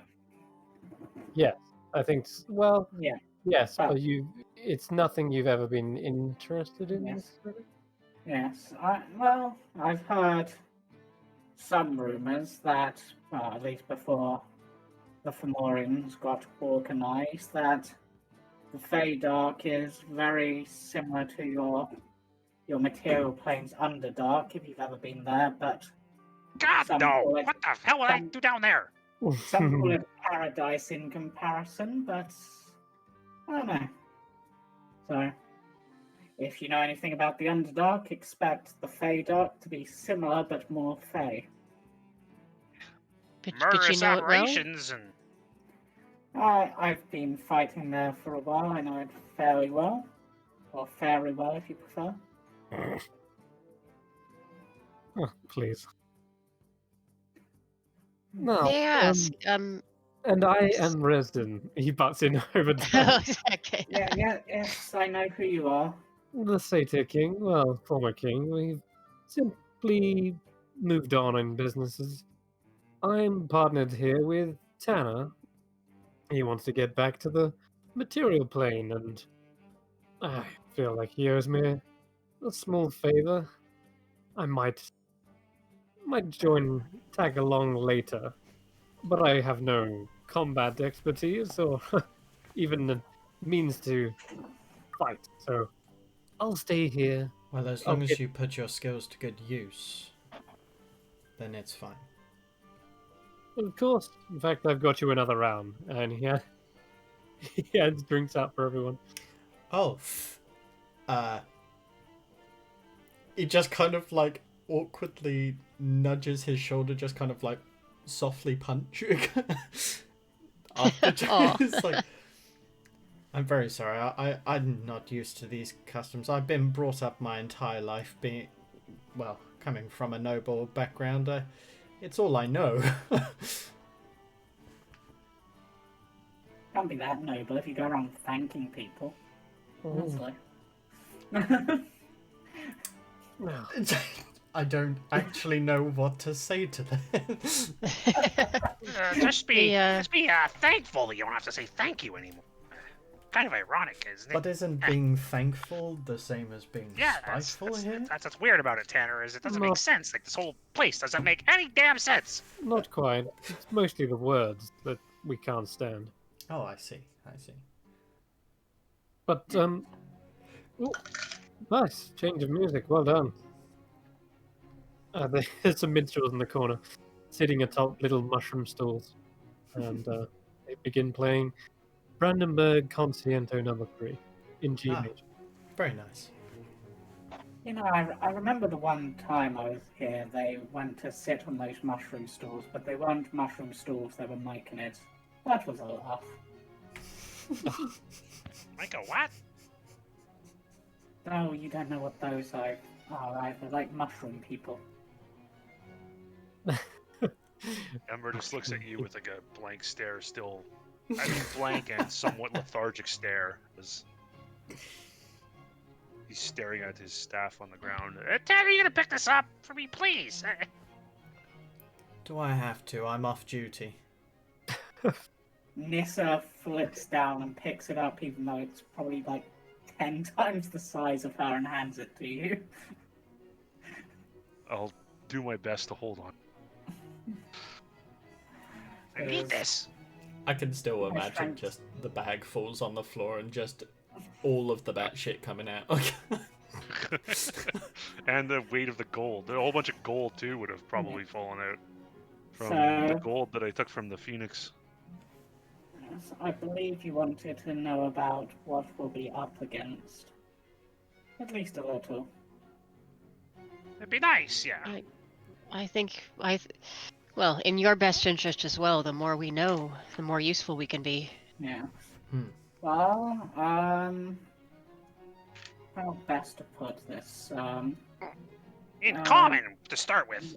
I just sort of looks at you and replies to you in Sylvan, just says the words "of course" and then goes back to common. But yeah, so Go ahead I and use the can wiki page. yeah, I can explain more on the way.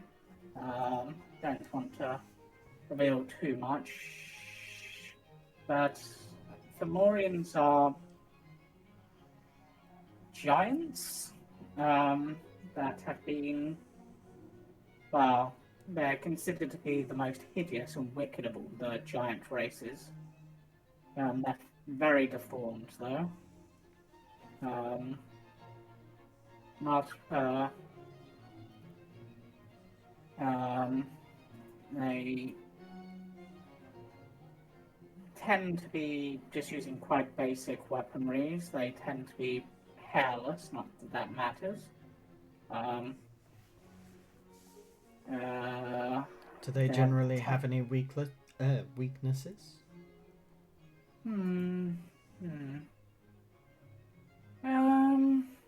This. Well, they can't really throw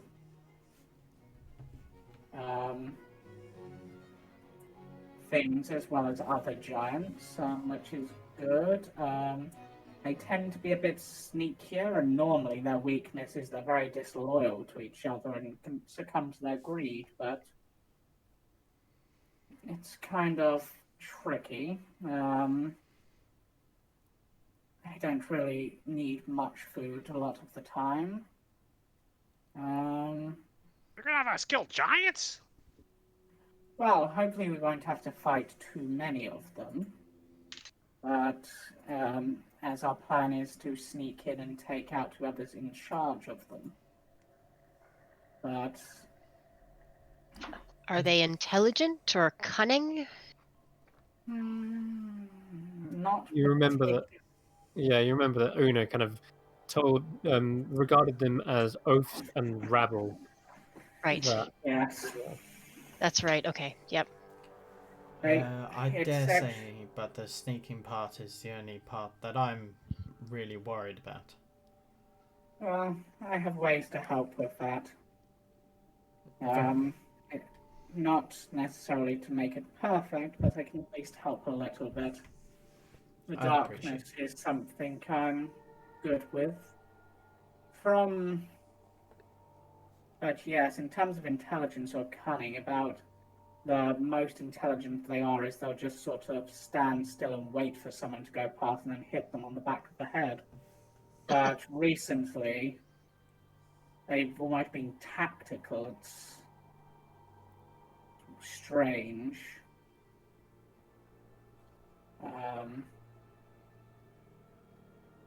But I they don't like the are sound of this, Tanner.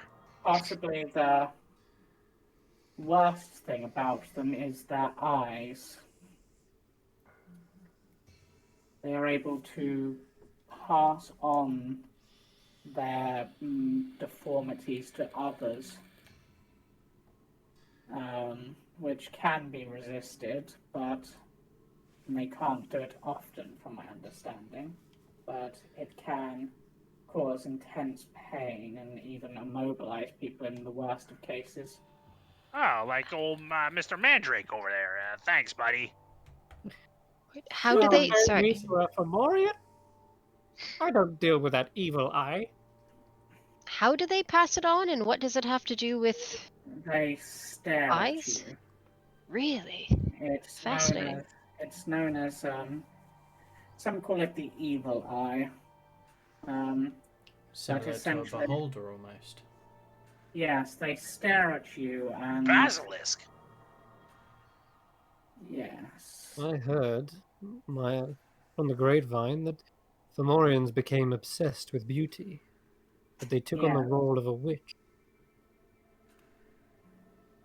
Interesting.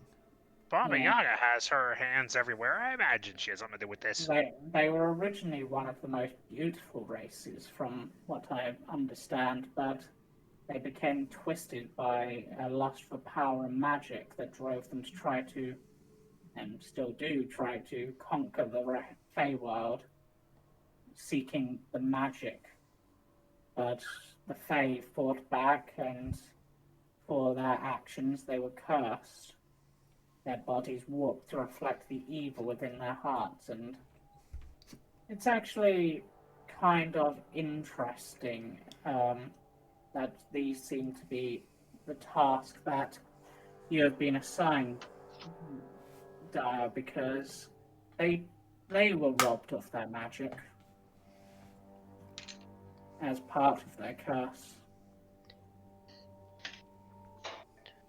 I suppose there's a certain neatness to it. I Unfortunately, I don't know why the elves lost their magic. When we lost favor, my ancestors were ashamed, and they burned every notation and hid every secret, and nobody knows what we did to offend. At least these giants know where they went wrong and how to fix it, but I don't suppose that's any comfort now. And, well, they might. I think now they'd more just blame the Fae for their plight, not necessarily. I wouldn't say they necessarily know what caused it, just know that the Fae are responsible. But After a certain point, you stop questioning why it happens and just let your anger rage. yeah, Yes, this is the way. Or fall into acceptance. Or lean into it.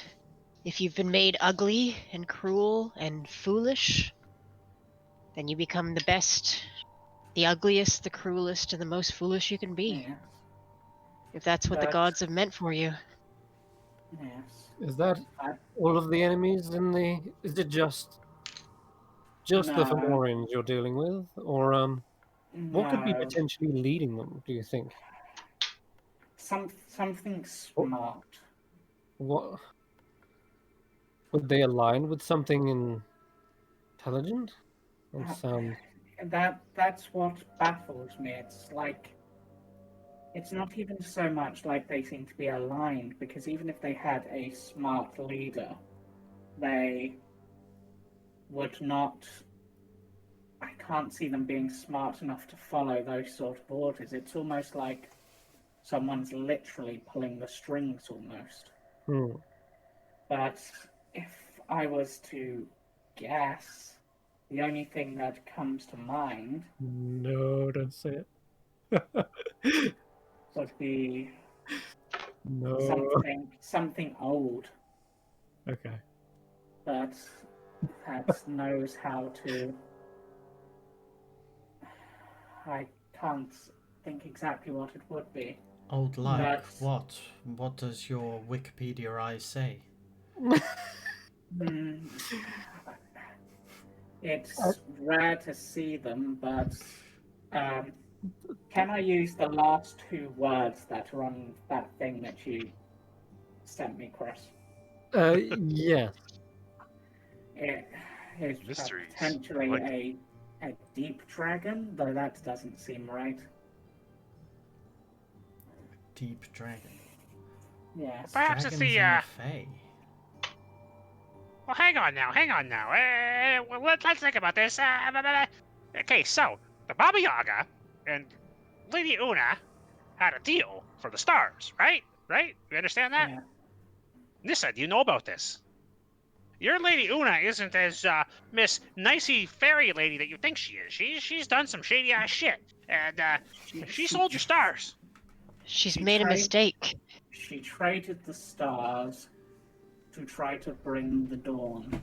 Okay, good. So you For if understand the that. da- For if the dawn comes, then the Fomorians will not be a threat until the day ends.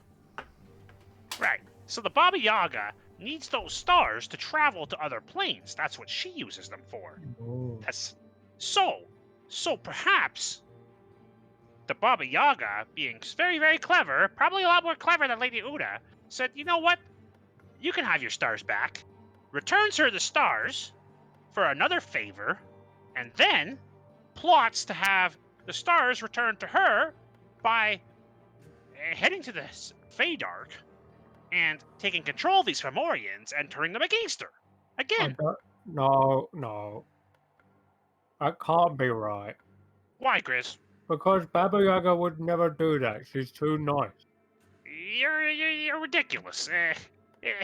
And She's been nothing Actually- but welcoming and hospitality. Yes. Chris, in terms of timing, Hmm. so obviously I think Nissa would probably be aware of the star's return. Was there intelligence before or after the stars were returned? Which intelligence? Sorry. Like the Fomorians being like having this sort of lead Before. or Before they Yes. returned. Yeah. Well, your story is interesting, but it does have one major hole in it. That this organization happened before the stars were returned. You think that's a hole, but that's why I'm destined to be a leader and you're destined to be a foot soldier. Because you ever heard of something called the long game? Perhaps she planned this all along. She doesn't just because it's before. She expected to give the stars back and then have the whole thing. It makes perfect sense. It's following along the timeline that she would predict. She makes Yeah. Lady Una desperate. You saw Lady Una. She's crying today. She's desperate. The Baba Yaga has her completely under her thumb. Hmm. You presume much without evidence, but I cannot say you're wrong because I do not have an actual answer. But other than the Fomorians, there is one other thing that is worth noting that we may run into. The Fomorians they're one form of semi-intelligence, I would say, is that they understand the concept of slavery and they're willing to enslave other races.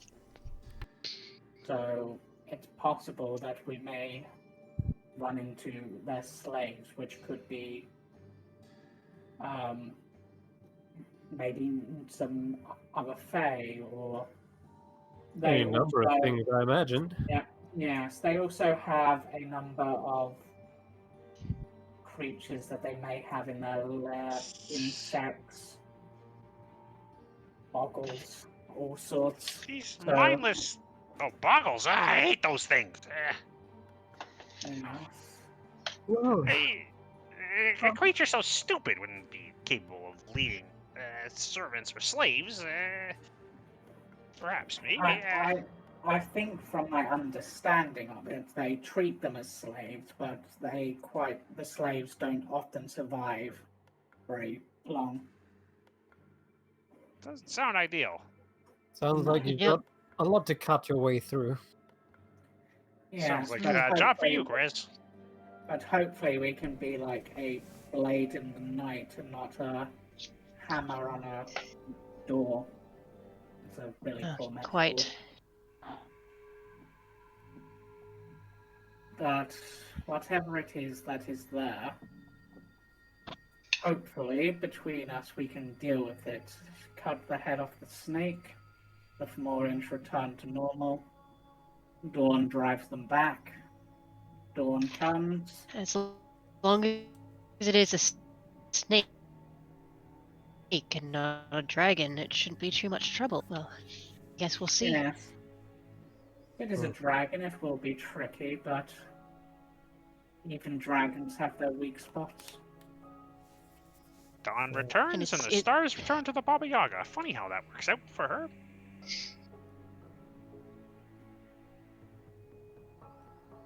Yes, but it True. also works out entirely well for us. But I wonder, isn't all this... Sorry, I say think that we again. lost you. How so? Oh, sorry, how so? How does it... what do you mean it ends up well for us? Well, with the Dawn here, we don't have to be constantly battling, so things can return to normal. Una can see the Lord of Bats, and Are we sure that that's the only piece that's missing? It seems simplistic. Bring the dawn back and everything's... the Fomorians are highly sensitive to light. If the Dawn returns, they will not be able to emerge to the surface. They will be trapped within the Feydark. It is, from my understanding, part of their curse.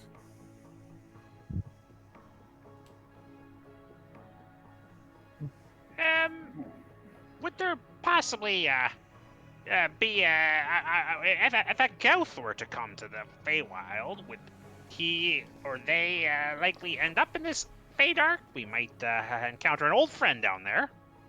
Hmm. For Holderkin in the Underdark. Sounds like a perfect fit. Indeed, it does. This just got very curious. Although I just don't really feel the need to retrieve that piece of gold anymore. Starting to see your logic. Gold maybe isn't so important, Nissa. You might be onto something. Exactly. Yeah, over the course of the day, I will say that it has become less and less of a forethought. Yes. Gold is. I've never understood the mortal obsession with gold. I mean, you can't even really do that much with it.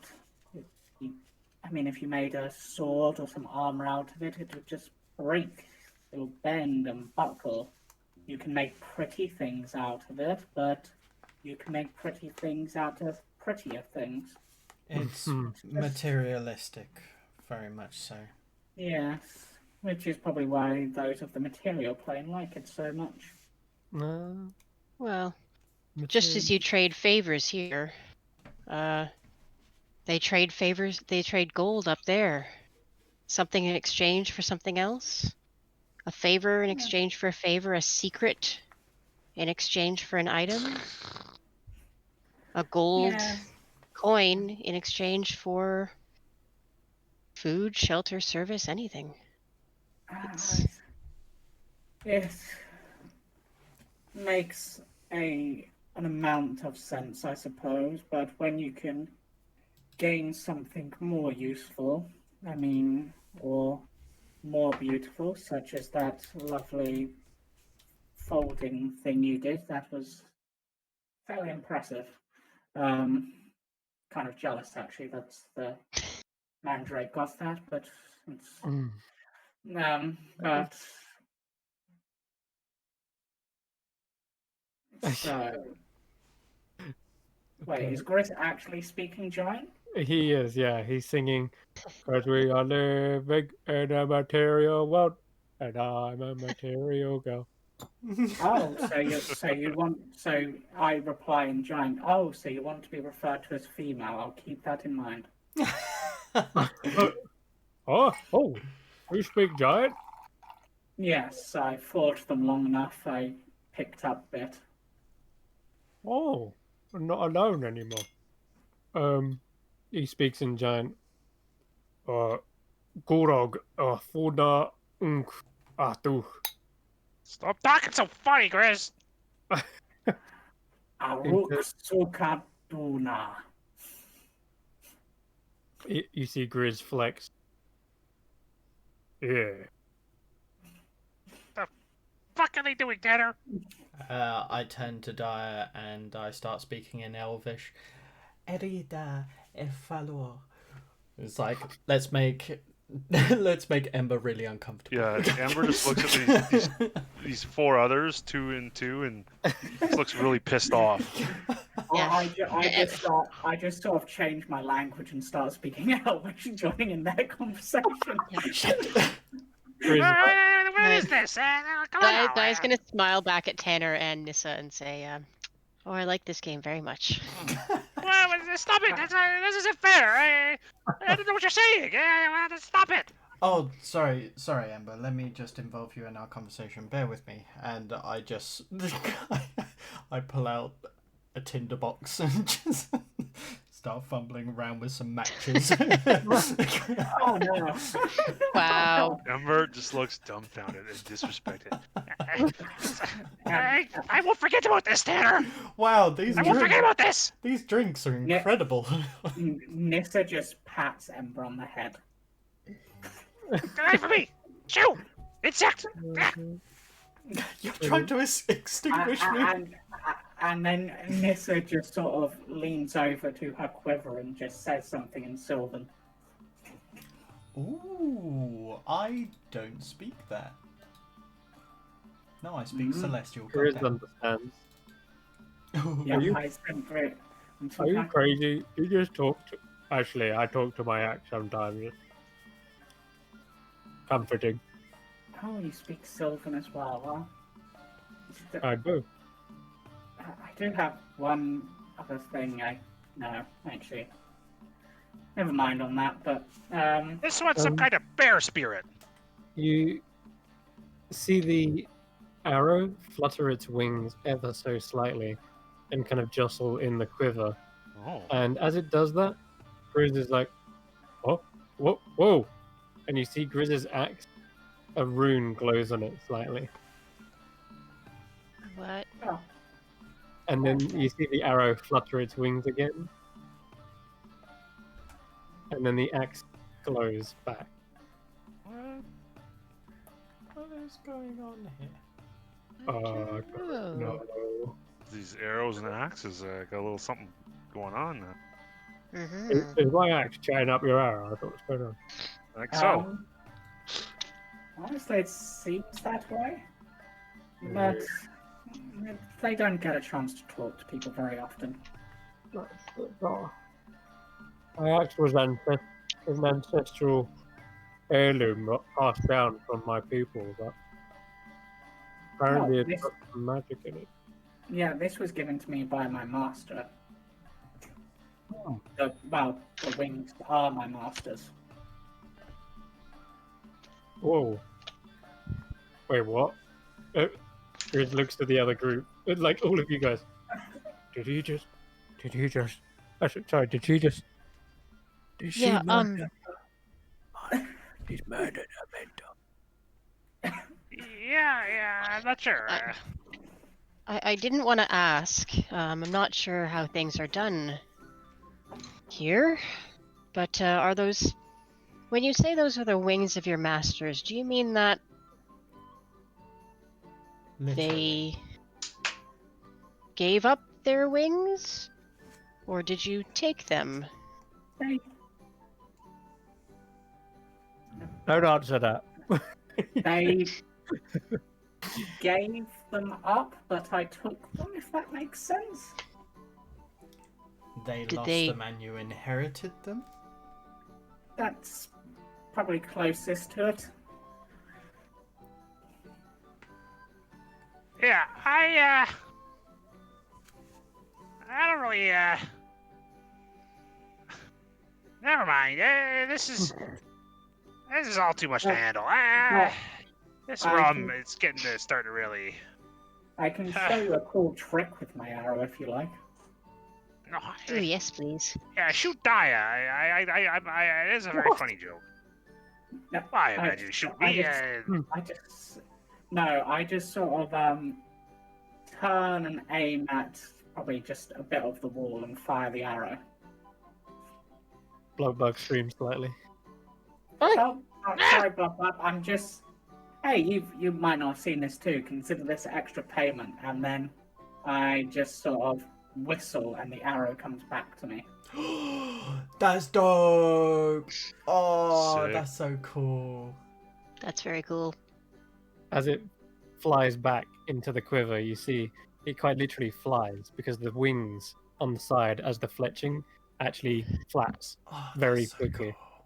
Ooh. Oh, that's so cool. It's literally like, what's his face from Guardians of the Galaxy? Yep. Yeah. Yes, it is. Nice. Yes. This wood is made of. What would be the expression in common? Encore wood. In fact, Encore Tanner is wood. probably watching, just being like, "Oh, this is so cool." Does Daya know what Encore wood is? That's a good question, actually. Yeah, roll me either Arcana or History, or even Nature, actually, I guess. Whichever you prefer. Can I make an Arcana? Yes, Can I you go that can. way? So you It's all might know plus one. more of the magical properties of it. Whereas Daya Oof. Daya knows. Oh, it was the What? other. Oh, damn. Whereas Daya knows more of the natural side of it. Okay, so Encore wood is tough, durable. It's often used for weapons in general, but it's very, very rare, and it's the reason is because it only sprouts after it only like sprouts from the tree of another fallen tree. Effectively, it can't be pollinated like normal trees. It can only be birthed or rebirthed rather from another tree, and that tree must have lived a grand life, like the greatest, most ancient of trees. In Um, order to deserve the encore. exactly, as to follow that kind of course, they are encore. Tanner, I mean Ember. Ember got 14, was it? Yeah. On the Um, Arcana. the magical properties are a little bit more of a higher DC, but it Okay. seems as though there is some sort of semblance of sentience about it, from what you can guess. Though Encore also gets the idea that, I mean, for you, the basic understanding is like an arrow of returning. But there seems to be something more to it that you're not picking up on with just a 14. Okay, no problem. Um, okay, and Tana, with the 16, I guess you would know what I mentioned were too dire, but also, in addition to that, the Encore wood can also hold the memories of previous trees. Sometimes Interesting. there's, yeah, and you've also heard that there are certain trees that can be like living wood as well. There are different variations on living wood, and some can be dependent on what the tree was. So think like tree folk and ents, Yeah. but of different types of wood. And if there was a living encore wood, then you have a very unique wood indeed. Living wood would be like, yeah, like wood maybe made from an actual tree and such. I'm going to go over to Grizz, Hmm. and I'm going to go over to the bag of holding. Hmm. Can I check the stump? Yes, you can. And could I say to Nissa, Nissa, would you mind if I borrow your arrow just to take a look? It's a marvelous, marvelous weapon what you have here. Nissa considers this, looks at you for a moment, and is like, He looks with if I can, genuine awe, but also if I intrigue. can, if I can borrow your shield. Basically, basically the idea of she's giving up, like even temporarily, something of importance to her. She Mm. wants something important to you, and your shield seems to be that. Even if In fact, there's no that's way on earth she could use the shield. kind of funny. Okay, so he'll take off the shield and kind of like pulls it out in front. Bearing in mind, tower shield, pixie, Yeah. and we'll just kind of like lean it against the bar. Yeah. Okay. Nissa starts using it as a slide Okay, perfect. after handing you the arrow. Oh, now I think about it, it's not going to be more of an arrow, and it's going to be more of a toothpick. But, Mm. Yeah. uh, yeah, or more like a pencil, maybe. Yeah, true. And so yeah, That's hilarious. he'll study the wood and just see Okay. like the type of grain, the color of the wood, and we'll then go over and he's going to check the stump. Okay. They are different woods, you can tell immediately.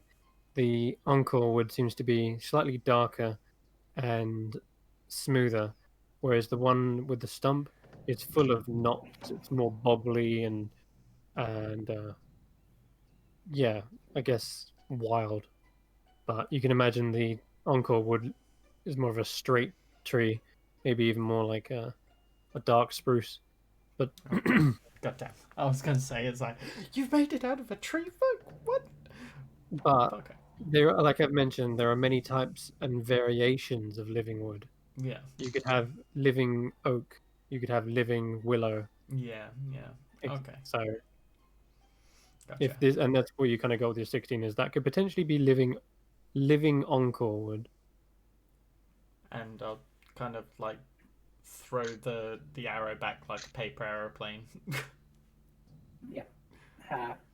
Nissa just sort of whistles for it and it goes back to the sheath. And the shield will give off a slight glow aura around it as it begins to slowly float and place itself back on Tanner's back. Everyone's got flowing stuff. Not me, Chris. Not me. No. He throws it in the air. It nearly lands on Ember. Spills his drink. Ah! Oh, sorry. I thought if I really thought about it, it'd like float. Nah, Chris, can- you gotta work on those kind of things. You gotta enchant them. Feels like I can float though. Look, and he kind of stands up on one tiptoe. Look, hold me, Ember. He flies into your arms. I try to get out of the way. Well, okay. Yeah, you just dive out of the way, and it takes all of your effort just to get off the seat because of how your strength is set. Lethargic I am. Speaking of which, at this point, Grizz like, I need to go to the toilet. And as he comes back, he kind of thumps on the ground. He's way more heavier. But, oh, Feel better? I feel heavier, weirdly. And usually I feel lighter after going to the toilet, you know? Well, perhaps, how long's it been since we rested? Not long. It's not been that long at all. No, you haven't. This is kind of still the start of the day. So if Di is still kind of ahead in her arms, I'll just place a hand on her shoulder and just give her a slight nudge. What? We should probably prepare to leave. Maybe sober Right. yourself up. I'm totally fine. Emotional Right. drunkenness is not the same as physiological drunkenness. Hmm. Well, It's been a day and it's not even noon yet. I mean, have we even had breakfast? I don't think so. I don't think so. Oh, I I've still got some have- berries you might like. No, I don't trust berries. I do have some dried rations, don't worry, I've got our food sorted. Thank you, a Okay. lifesaver as always. Mhm. Well, how does one prepare for a journey to the Fey Dark? Oh. Well, I mean, we... follow the echoes of tears. Mm-hmm. Right. So you get well fed. You don't have to leave right yet, but yeah, I think you'll need to be out in the wilderness to start getting a clue as to what that means. Mm. Yeah. Before we I like leave, the we idea should- that Nis is not telling them. Maybe it's a little test to see if they can figure it out. And if they can, then their guile and wit will be proven. before we leave, do we want to bury that stump? Should we go back to Uda's garden and That's the last put it thing. into Yeah. its final resting place? I think Yep. we should probably ask her permission beforehand, of course. Yeah. And I'm Okay, sure cool. if it's one of nature and, well, one of her creatures, I don't think she would Sure. deny. That's one.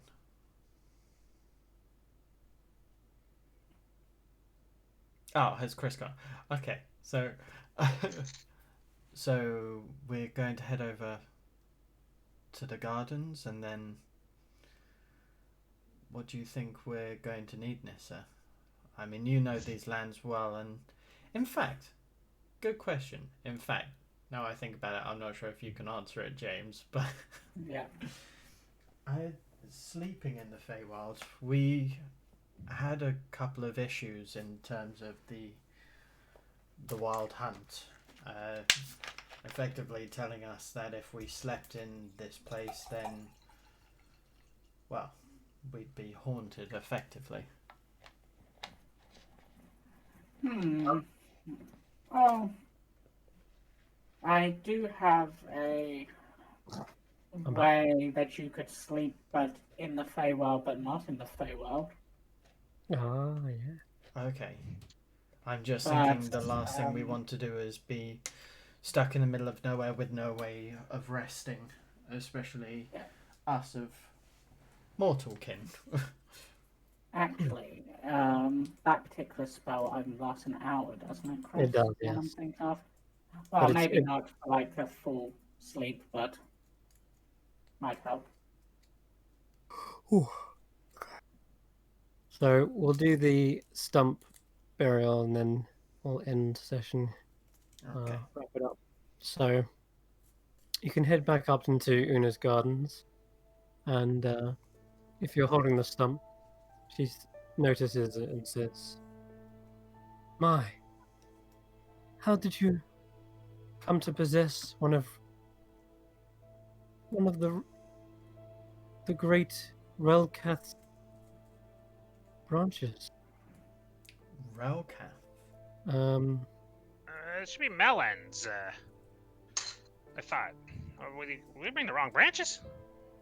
Uh, Melon was his name. Melcat sounds like a species or a people. You mean Relcath. Relcath. Relcath of the infinite branches. This is one of his saplings. Oh, you I'm sure that it has grown much. His roots deep. But They say his soul was taken by the Baba Yaga, and his brother, Rufflab, tasked us to have him his soul returned. We think that perhaps by replanting him or returning him to whence he was from would be assist in that. then he must return to Relcath, I guess. He is somewhat elusive as myself, but I could have someone deliver it for you. Who is Relcath?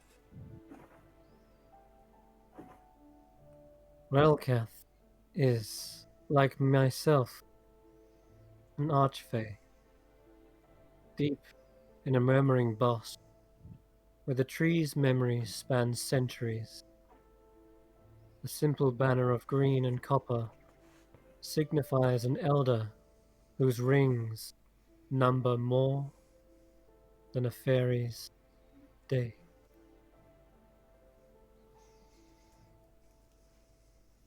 If I don't mean to presume or to add more work to your load, but if you have a way of returning Melon to his people, I'm sure he would be grateful. I'm sure Relcath would be grateful to have a scion returned. I shall see to it that it is returned. He has been occupied in fighting back a small corruption, a blight upon the land, but some heroes supposedly cleansed it recently. It said that even the Wild Hunt aided Same group of heroes that returned the Elsewhere Flask? Yes, indeed. Wow. They defeated Yargle. Should like to meet these strangers. She looks up towards the stars. I'm afraid one you might never get a chance to meet, but know that they are watching over you. Perhaps one day, if your fate are as destined as you say they are, perhaps you too will become immortalized within the stars. She looks up and says, Ryan I Fereda,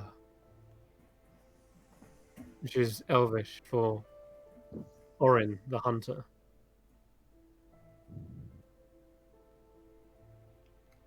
Alright. We heard the Wild Hunt speaker's name too. We've met Orin.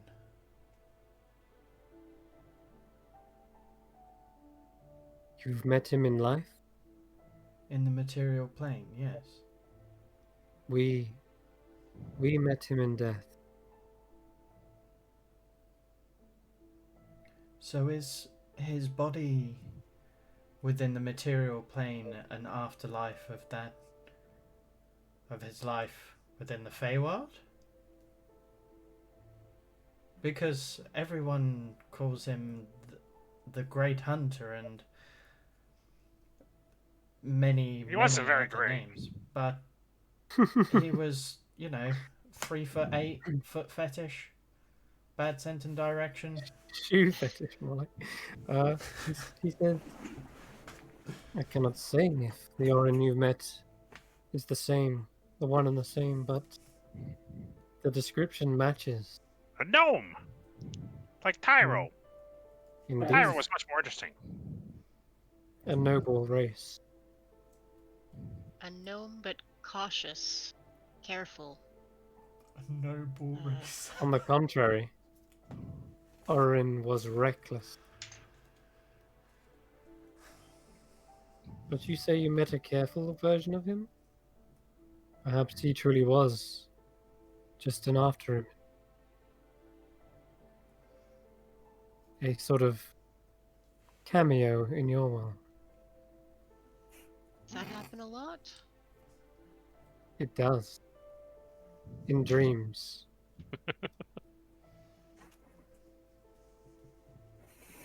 This is all very metaphysical and strange. I'm having a hard time really wrapping my head around this. You could just go ahead and take care of that tree. Everything will be fine. Hmm. We'll get paid. I will see to it. I will find. And she calls out, Yugdrassil. And you see a Eladrin appear, and they are much like Dire in appearance, but they seem to have this sort of viney tattoo over their face. Their clothing is much more like the other denizens you've seen within the Glen Elendra. And she says, "Do you know of the true Fae? Perhaps you can return this. Will you cross the White Stag Bridge and return it to Relkath?" The White Stag And he Bridge. says, I shall. I will be as swift as a leaf on the autumn wind. And he takes a quick bow, and you see that leaves begin to billow up around him. And he is gone in a flurry of leaves. The smell of kind of crisp autumn is in the air as he leaves. Wish I could show you more artwork of him, actually. Oh yes, I do have it. Sweet. I have it to hand. You only kind of get to see the back of him because he's quite swift in appearing and leaving. Wow, look at that. Damn, that's The so cool. White Stag Bridge. There he is. He's off. He's gone. He's got Yeah. his own little club. I love this art. This is gorgeous. I'm sure Relkath will return some form of gratitude once he learns that you are the ones who returned his sapling. Do not be alarmed if a tree suddenly sprouts within the Underdark. Ah! That would be extremely alarming. His roots grow deep, even into the Feywild. I guess any assistance we could get though would definitely be helpful. I think. We would happily speak with the parent of the one we rescued. The one we Hmm. found. More like And great grandfather, but yes, the sentiment is I the think same. we can. You have done a great service here to the Feywild. So is Roflab also a sapling then? He was pretty big. Indeed, they were all saplings, once upon a time, and still, to Relkath at least, I imagine. To all his tree folk, they are but twigs on branches compared to him.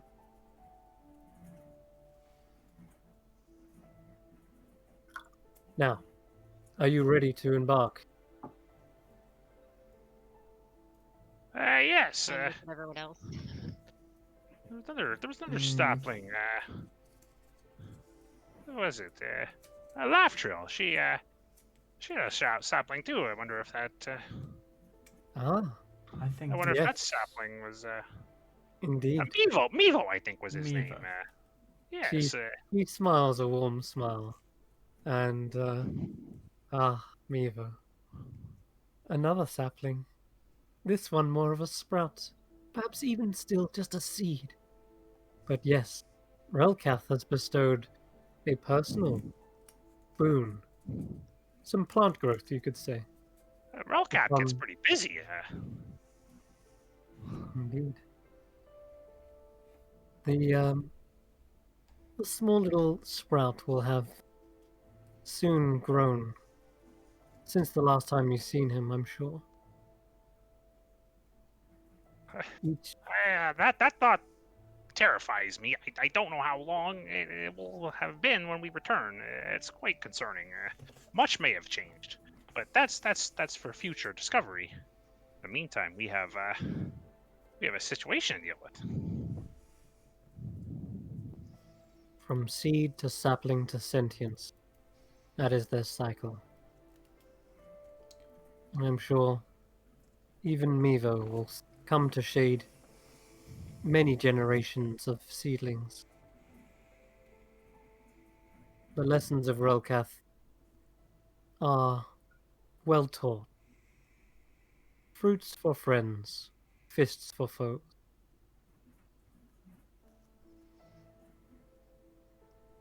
Pretty straightforward philosophy. Nature is, yes, somewhat basic but powerful still. No, I like the lawful aspect of it. The chaos I could do without. Hmm. Sorry. Please continue. no. I'd say it is time. Time for you to embark. Follow the tears of echoes, and it would lead you to Darrock Castle. There, you may descend into the Feydark. Please, also, give this to Naphion for me. And she hands you an envelope that is like made of petals and it's folded over. And the fragrance that you can smell is all over this envelope as well.